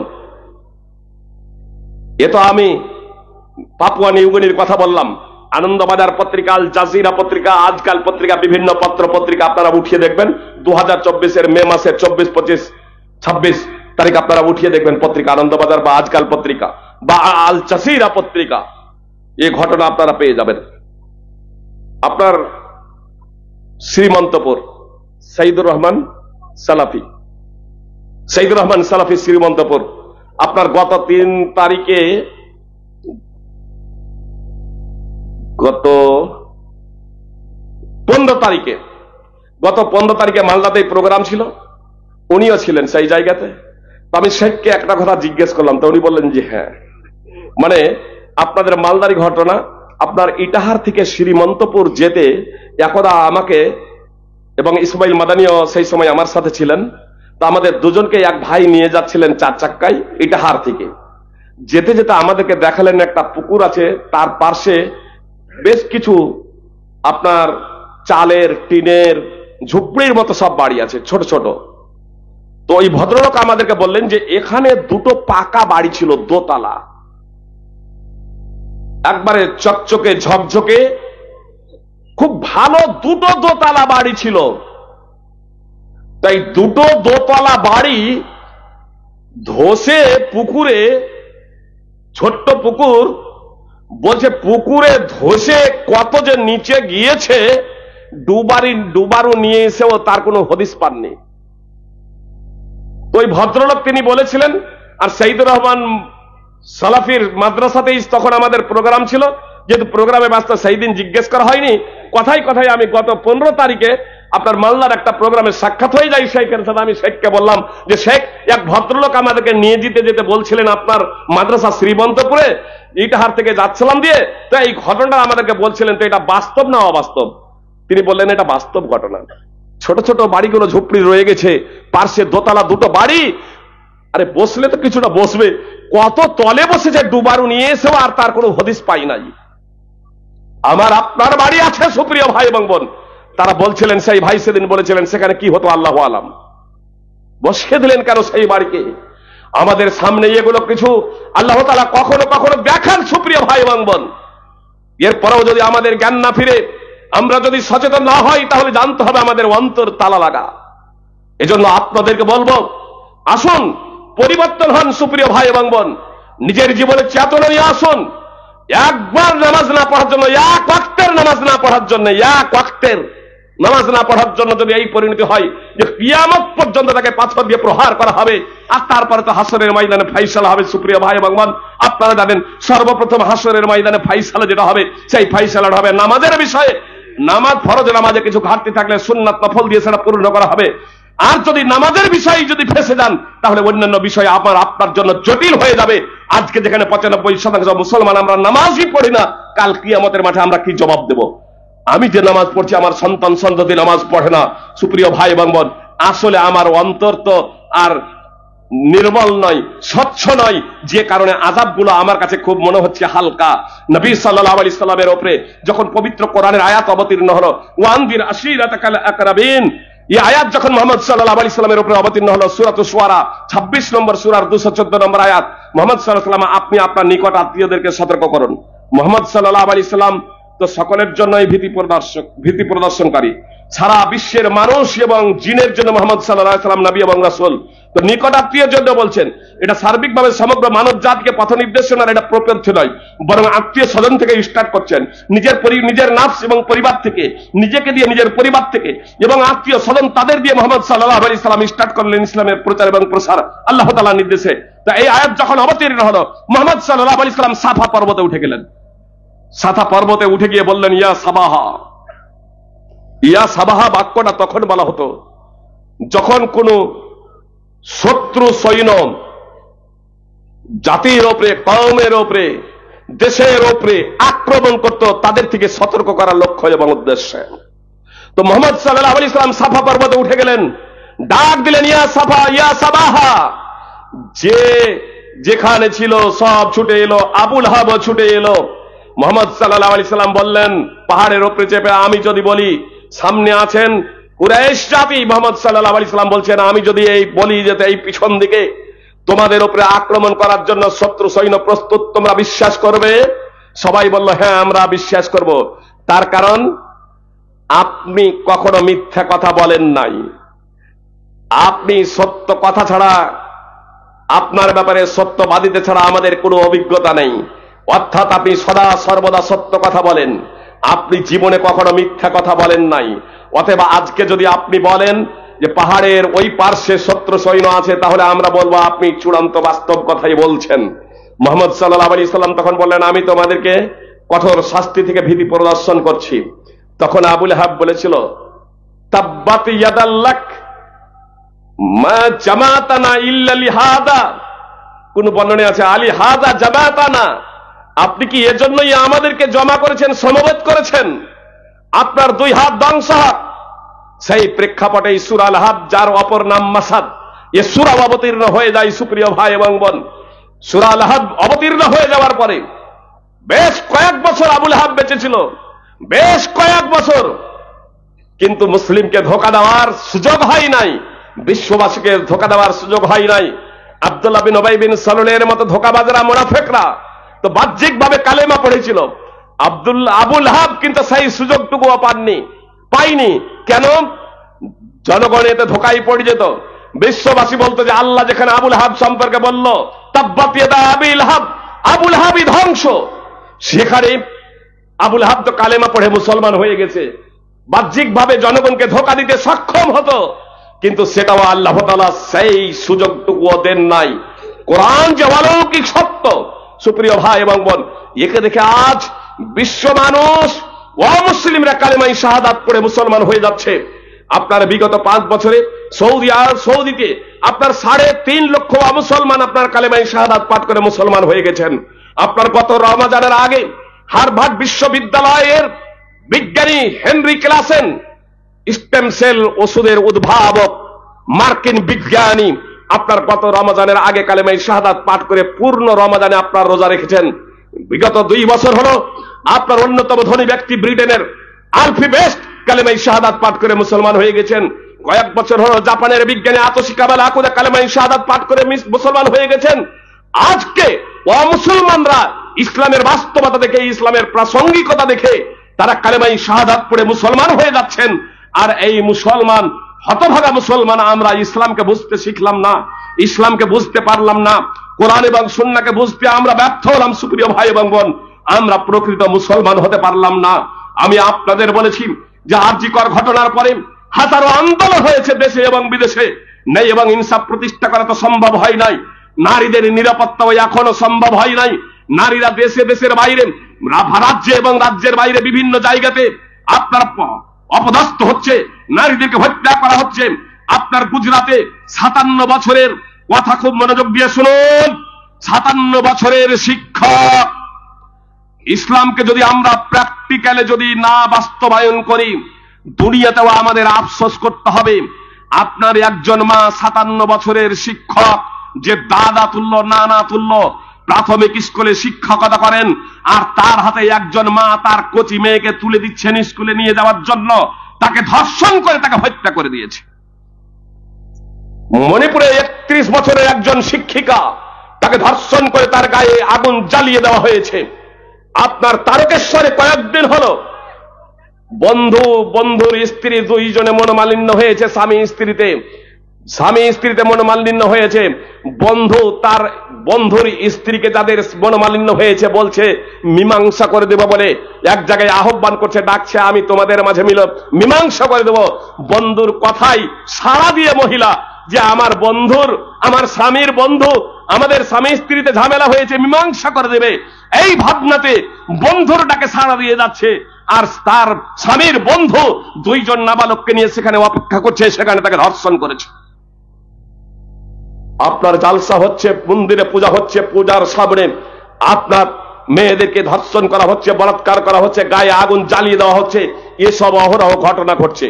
আমি এই ঘটনার মধ্যেখান থেকে টানলাম কেন? বিষয়টা বুঝানোর জন্য যে ইসলাম অতীতে যেমন প্রাসঙ্গিক ছিল, আজকেও প্রাসঙ্গিক, কালকেও প্রাসঙ্গিক, ভবিষ্যতেও প্রাসঙ্গিক। আমি আর আপনি বুঝি আর না বুঝি, একটা উদাহরণ দিই। আমি আপনাদের বলেছি, আজকে আমরা এত আন্দোলন, এত কর্মসূচি, এত কথা বলার পরেও আমাদের বাস্তবায়ন হচ্ছে না কেন? আমাদের সমাজের পরিবর্তন হচ্ছে না কেন? প্রশাসন স্বয়ং নানা উদ্যোগ নিচ্ছে, তারপরেও সমাজের শান্তি প্রতিষ্ঠা সম্ভব হচ্ছে না কেন? সেই বিষয়টা আপনাদের বোঝানোর জন্যই আমি এই কয়েকটি কথা আপনাদের সম্মুখে উপস্থাপন করলাম। এবার এই বিষয়টাকে বোঝাচ্ছি, আপনারা মনোযোগ দিয়ে বোঝার প্রচেষ্টা করুন। 1400 বছর আগে, 1450 বছর আগে, তথা মুহাম্মদ সাল্লাল্লাহু আলাইহি সাল্লামের নবী এবং রাসূল হওয়ার আগে মক্কা তথা আরবের সমাজে কুসংস্কার ছিল, অন্ধকারাচ্ছন্ন ছিল। এমনকি সেই যুগকে জাহিলিয়াতের যুগ বলা হয়, তাই তো? জাহিলিয়াতের যুগ।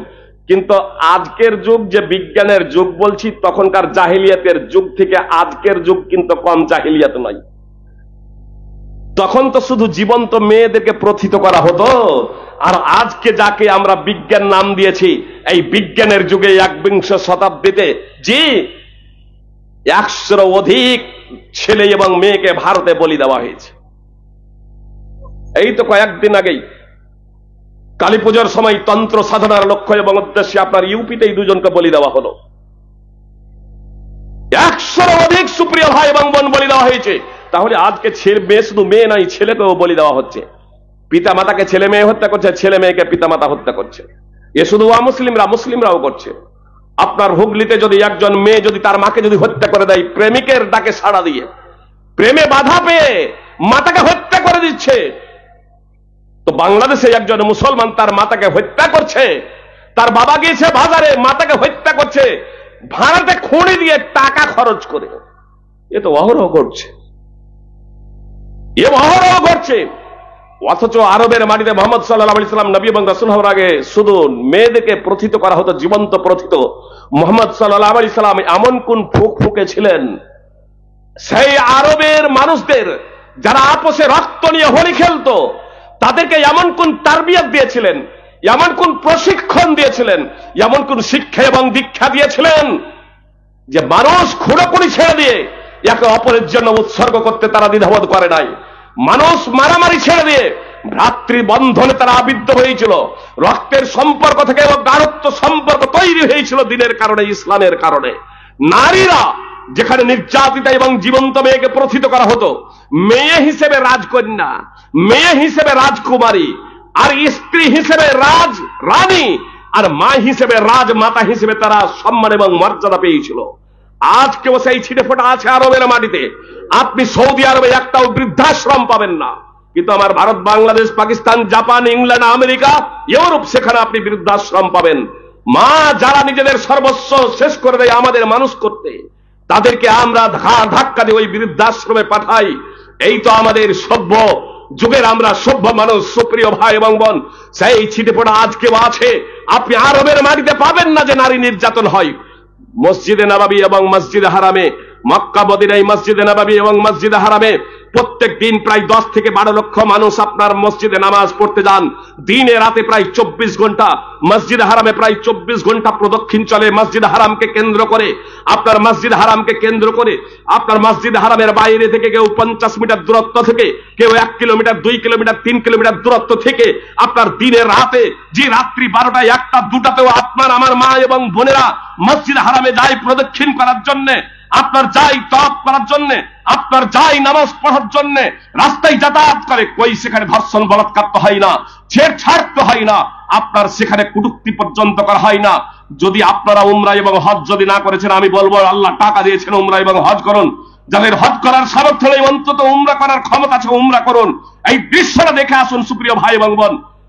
কুরবানির ঈদের আগের রাত্রে সৌদি আরবে যেদিন কুরবানির ঈদ, সেই কুরবানির দিনের আগের রাত্রে তথা 9 যুলহিজ্জা দিন অস্তমিত হয়ে যাওয়ার পরে আপনার মুজদালিফার মাঠে খোলা আকাশের নিচে, একই ছাদের নিচে একই ছাদ আমি এজন্যই বলছি যে সেখানে কোনো আপনার ঘর নাই, সেখানে কোনো বিল্ডিং নাই, সেখানে মাথার উপরে কোনো ছাউনি নেই, তাঁবু নেই, একেবারে খোলা আকাশের নিচে সবাই সেখানে অবস্থান করে।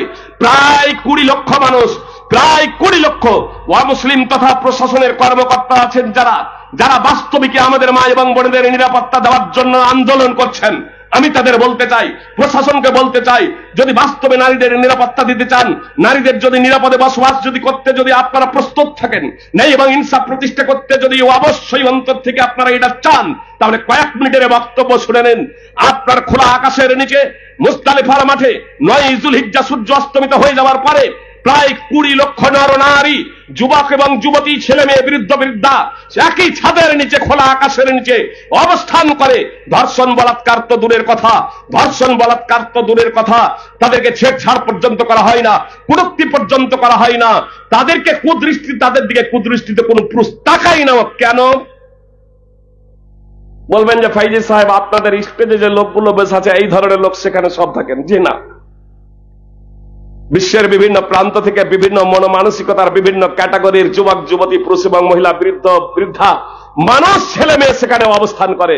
অভিনেতা অভিনেত্রীরাও যায়। বলবেন আমাদের এখানে 1000 লোক, 200 লোক, 100 লোকে এতটা নিরাপদ থাকে না? কর্মক্ষেত্রে, হাসপাতালে, স্কুলে, ইউনিভার্সিটিতে যেখানে অপরাধ সংগঠিত হচ্ছে আর 20 লক্ষ মানুষ, তাহলে বলবেন যে অনেক পুলিশ, তাহলে আপনার বন্দুক পিস্তল নিয়ে সব দাঁড়িয়ে থাকে। জি, পুলিশকে আপনি দেখতেই পাবেন না। গেছেন তো উমরা হজে, পুলিশ আপনি পাবেন না দেখতে। সুপ্রিয় ভাই এবং বোন, মুজদালিফার মাঠে খোলা আকাশের নিচে সবাই বিশ্রাম করছেন। পৃথিবীর সুন্দর থেকে সুন্দরতম যুবতী সেখানে অবস্থান করেন। নাই কেন? কেন ধর্ষিত হয় না? কেন বলাৎকার হয় না? কেন তাদেরকে কটূক্তি করা হয় না? আমার মা বোন যারা আছেন তারা কথা খুব মনোযোগ দিয়ে শুনুন। মা বোন যারা আছেন কথা মনোযোগ দিয়ে শুনুন, কেন হয় না আমি খুব সংক্ষেপে 2টো পয়েন্ট বলে দিই। এক, সেখানে কেউ যদি বলেন সেখানে কোনো অমুসলিম নাই, এটা চূড়ান্ত বাস্তব, সেখানে কোনো অমুসলিম নেই। মসজিদে নববী, মসজিদে হারামে প্রবেশ করার অধিকার নেই কোনো অমুসলিমের। কোনো অমুসলিম যদি মসজিদে নববী, মসজিদে হারামে যেতে চাই তাহলে তাদেরকে গ্রিন কার্ড লাগবে। যেমন সংসদ ভবনে আমি আপনি তো যেতে পারি না, সংসদ ভবনে আমাকে আপনাকে যাওয়ার জন্য আপনার গ্রিন কার্ড লাগবে, সাংসদ হতে হবে, তাই না? আপনি সাধারণ মানুষ যদি যাব মনে করে যেতে দেবে না। তো অনুরূপ ভাবে মসজিদে নববী, মসজিদে হারামে প্রবেশের জন্য আপনার গ্রিন কার্ড লাগবে। সেটা হলো কালেমা শাহাদাত, আশহাদু আল্লা ইলাহা ইল্লাল্লাহ ওয়া আশহাদু আন্না মুহাম্মাদান আবদুহু ওয়া রাসূলুহু। এই কালেমা শাহাদাত পাঠ করলে আপনি মুসলিম হবেন, আর এর মাধ্যমে মসজিদে নববী, মসজিদে হারামে যেতে পারবেন। কিন্তু আপনার এটা শুধু যথেষ্ট নয়। এর জন্য আপনার পাকিস্তানে যে আপনার পাকিস্তানে মুসলমানে ঝগড়া হয় না, বাংলাদেশে মুসলমানে ঝগড়া হয় না, পাকিস্তান বাংলাদেশ ও দেখতে যাবো কেন? আমাদের ভারতে, আমাদের গ্রামে কি মুসলমানে ঝগড়া করে না? স্বামী স্ত্রীতে ঝগড়া, পাড়া প্রতিবেশীতে ঝগড়া, এ তো ঝগড়া হতেই আছে। তাহলে সেই জায়গাতে কেন হচ্ছে না? সেই জায়গাতে কেন দুর্ঘটনা ঘটছে না? সুপ্রিয় ভাই এবং বোন, আপনাদের বলি 2টো বিষয়। এক, সেখানে যে কেউ যাই শালীন পোশাক পরে যাই।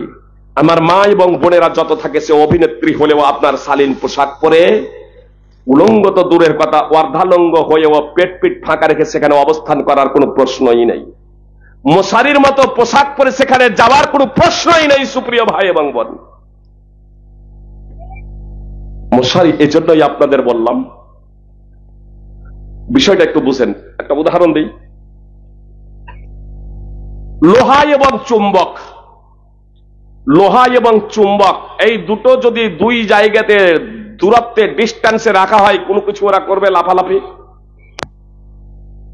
লোহা এবং চুম্বক দুটো 2 জায়গায় রাখা আছে, খুব ডিস্টেন্সে, লাফালাফি করবে? এক হাতে লোহা ধরেন আর এক হাতে চুম্বক ধরেন, ওই দুটোকে একটু 2 হাতটাকে একটু কাছে করেন, ধরার পরে যেমন যেমন একটু কাছে করবেন, এবার তারা পাইতারা শুরু করবে না? করবে না? এবার ডান হাতটাও আপনার বাম হাতের দিকে আসবে, বাম হাতটাও ডান হাতের দিকে যাবে।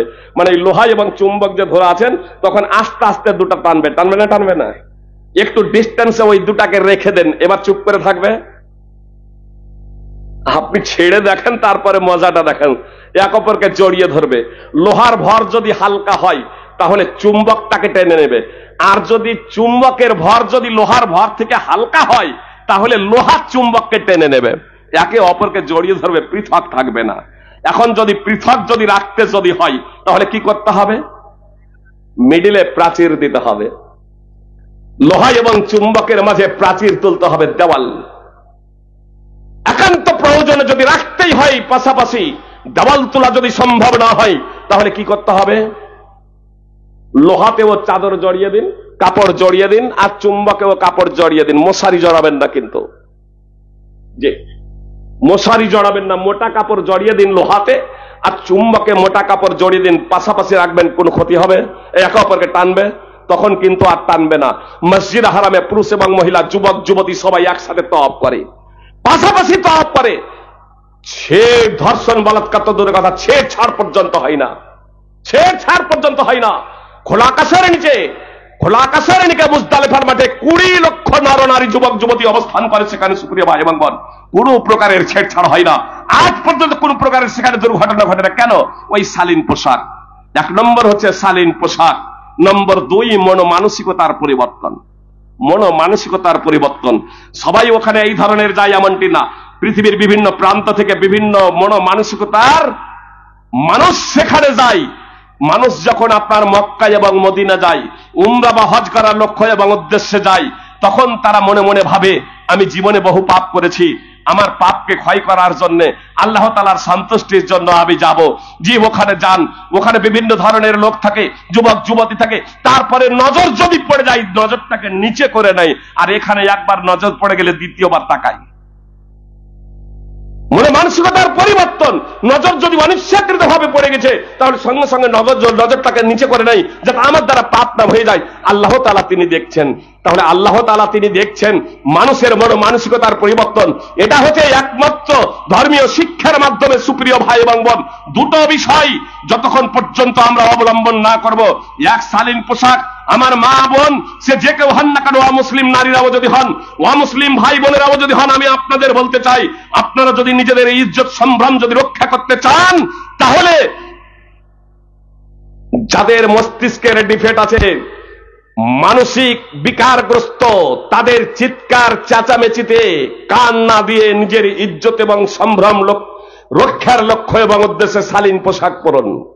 যদি নিজেদের ইজ্জত এবং সম্ভ্রমের হেফাজত করতে চান, শালীন পোশাক পরুন।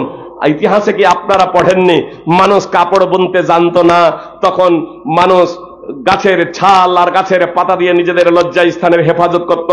মানুষ আস্তে আস্তে সভ্যতা গড়ে তুললো, কাপড় বুনতে শিখলো, পোশাক তৈরি করতে শিখলো, তারা সভ্য হলো। তো পোশাক তৈরি করতে শিখে সভ্য হলো, পোশাক পরলো। আর আজকে আপনি বলছেন যে যত বেশি নিজেকে উলঙ্গ করে প্রদর্শন করতে পারবে সে তত বেশি সভ্য। তো আপনি কি মানসিক বিকারগ্রস্ত নন? আপনার কি ব্রেনের গন্ডগোল হয় নাই? সুপ্রিয় ভাই এবং বোন, এই সব মানুষের কথাই কর্ণপাত না করে বাস্তবে কি আপনারা যদি নিজের লজ্জা স্থান এবং সম্ভ্রমের হেফাজত করতে চান, তাহলে আমি আপনাদেরকে বলবো সুপ্রিয় ভাই এবং বোন যে অবশ্যই আপনারা শালীন পোশাক পরুন। এবং আমাদের ভাইদের বলবো যে আপনারা মানসিকতার পরিবর্তন করুন। সক্রেটিস সেজন্যই বলেছেন, the education without religion is barbarism. ধর্মহীন শিক্ষাই মানুষকে পশুত্বের পর্যায়ে পৌঁছে দেয়। সুপ্রিয় ভাই এবং বোন, কোরআন এবং সুন্নাহ ছাড়া আপনার পৃথিবীতে শান্তি প্রতিষ্ঠা করা সম্ভব নয়।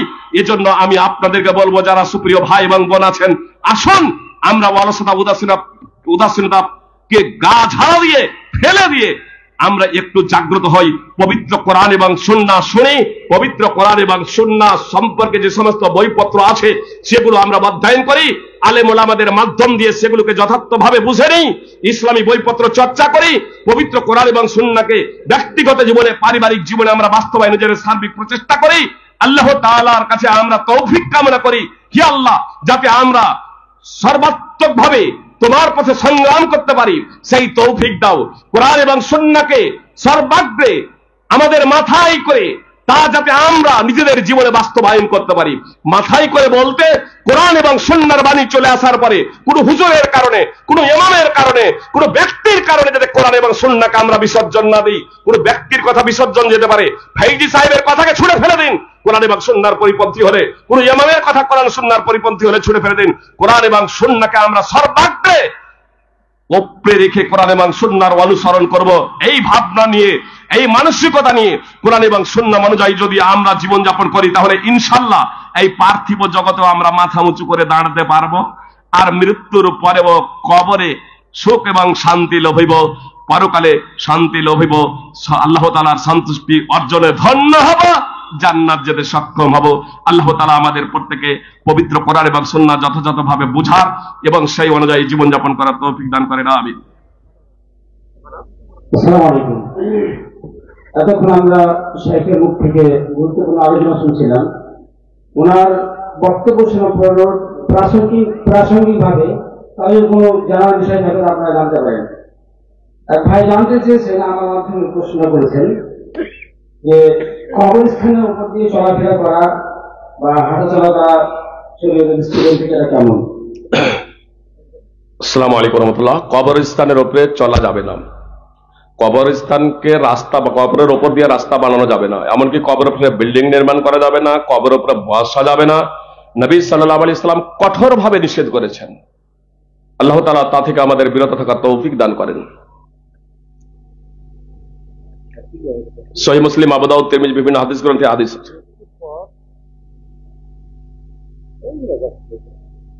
মৃত্যুবাড়ির লোককে নিয়ে আসর নামাজ পড়ার পর কবরস্থানে গিয়ে জামাত করে দোয়া করা যাবে কি?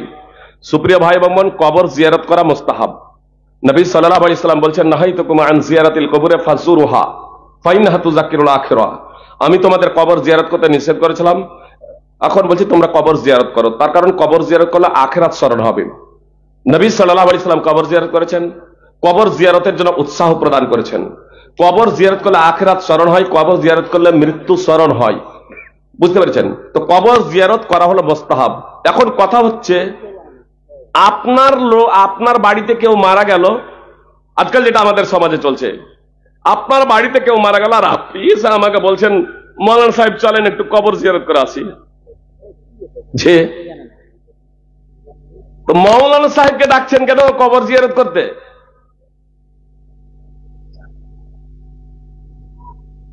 আমাদের সমাজে এমনও আছে, নামাজই পড়েনি, বলছে একটু কবর জিয়ারত আসি, ফজরের নামাজ পড়ে চলে আসে, বলছে চলেন একটু কবর জিয়ারত করে আসি। মানে আমাদের ধারণা কবর জিয়ারত করলে মেইয়াতের লাভ হবে। এজন্য কারো লোক যখন মারা যায়, যেমন বলে যে 3 দিন 4 দিন বিভিন্ন পর্যায়ে, মানে কারো যখন লোক মারা যায় তখন এরকম ডাকতে শুরু করেন। এই পদ্ধতি ঠিক না, এই পদ্ধতি ঠিক না। কবর জিয়ারত করা মুস্তাহাব, জেনে রাখুন, কবর জিয়ারত করা মুস্তাহাব। কবর জিয়ারত করে হাত উঠিয়ে দোয়া করুন, এটাও মুস্তাহাব। রাসূল সাল্লাল্লাহু আলাইহি ওয়াসাল্লামকে প্রমাণিত সহিহ মুসলিম হাদিস আছে। কিন্তু লোককে ডেকে হেঁকে দলবদ্ধভাবে কেউ মারা যাবে তারপরে, এটা ভিত্তিহীন। আপনি কবর জিয়ারতের জন্য উৎসাহ প্রদান করুন। আমি বললাম আপনাকে কবর জিয়ারতের জন্য, কবর জিয়ারত করলে আখিরাত স্মরণ হবে, যেমন এখন বললাম, তারপর আমি হয়তো কবর জিয়ারতে চলে গেলাম, সেটা জোহর হোক আসর হোক, দিন ক্ষণ নির্দিষ্ট না করে সাধারণভাবে কবর জিয়ারতে গেলাম। আপনারা আমাদের দেখা দেখি চলে গেলেন, বা আপনারা গেলেন আপনাদের দেখা দেখে আমি চলে গেলাম, কোনো সমস্যা নেই। আর এই যে কেউ মারা গেল তাকে কেন্দ্র করে কবর জিয়ারত করতে যাওয়া, এর শরীয়তে কোনো ভিত্তি নেই, 1 নম্বর। 2 নম্বর, যেটা লক্ষ্য এবং উদ্দেশ্য ছিল, কবর জিয়ারত করলে আখিরাত স্মরণ হবে, মৃত্যুকে স্মরণ হবে। তো বলুন তো, যে দলবদ্ধভাবে যদি যাই তাহলে আখিরাত স্মরণ হবে, মৃত্যুকে স্মরণ হবে না একা একাই গেলে? দলবদ্ধভাবে গিয়ে সেখানেও তো আপনার বিভিন্ন ধরনের গল্প গুজব চলছে। আরে একাই যান, আরো রাত্রে যান। মুহাম্মদ সাল্লাল্লাহু আলাইহি ওয়াসাল্লাম রাত হয়ে গেছেন, দিনেও আপনি যেতে পারেন, কিন্তু যখন কবরের মতো জায়গাতে যখন রাত্রি যখন যাবেন, একাই যখন যাবেন, তখন আপনার হৃদয়ে একটা প্রকম্পন সৃষ্টি হবে, আখিরাত সৃষ্টি হবে, যে এই নির্জন জায়গাতে আমাকে আসতে হবে। ফল কথা, কবর জিয়ারত করা হচ্ছে মুস্তাহাব। কবর জিয়ারত করতে গিয়ে হাত উঠিয়ে দোয়াও করা যায়, এটা মুস্তাহাব। তাহলে কেউ মারা গেলে তাকে কেন্দ্র করে কবর জিয়ারত করতে যাওয়া, তার লাভ হবে মনে করে, এটা হচ্ছে কুসংস্কার, শরীয়তে এর কোনো ভিত্তি নেই। আপনি মেইয়াতের জন্য দোয়া বাড়ি থেকেই করুন, নামাজের মধ্যে করুন, নামাজের বাইরে করুন, সবসময় করুন, কোনো সমস্যা নেই। বলুন। আলহামদুলিল্লাহ। আমাদের আরো অন্যান্য আলোচকগণ আছেন এবং বিজ্ঞাপনে যে দেখেছিলেন, জি, আমাদের আজকে আমি এখানেই তাহলে আমার বক্তব্য ইতি করছি। সুপ্রিয় ভাই এবং বোনদের নিকটে বিনীত অনুরোধ রেখে, যে আপনারা কোরআন এবং সুন্নাহ থেকে যে কথাগুলো শুনলেন, অবশ্যই জীবনে একবার মূল্যায়ন করবেন, নিজের বিবেককে একবার জিজ্ঞেস করবেন, আমাদের কি করণীয়, আমাদের কি কর্তব্য, আমরা কি এই প্রচলিত ধারা অনুযায়ী শুধু বক্তব্য শুনে জান্নাতে যেতে পারবো, নাকি কোরআন এবং সুন্নাহ শুনে নিজেদের জীবনে পরিবর্তন এনে কোরআন এবং সুন্নাহ অনুযায়ী আমাদেরকে চলতে হবে? তাহলে আমরা এই দুনিয়াতেও সফল হব, এই দুনিয়াতেও সুখ এবং শান্তি লাভ করতে পারবো, এবং আখিরাতেও আমরা সুখ শান্তি লাভ করতে পারবো। আল্লাহ তাআলা আমাদের প্রত্যেকে পবিত্র কোরআন এবং সুন্নাহ অনুযায়ী চলার তৌফিক দান করেন। আমিন। আকুলু কাউলি হাযা আস্তাগফিরুল্লাহ লি ওয়া লাকুম মিনাল মুসলিমিন। আসসালামু আলাইকুম ওয়া রাহমাতুল্লাহি ওয়া বারাকাতুহু।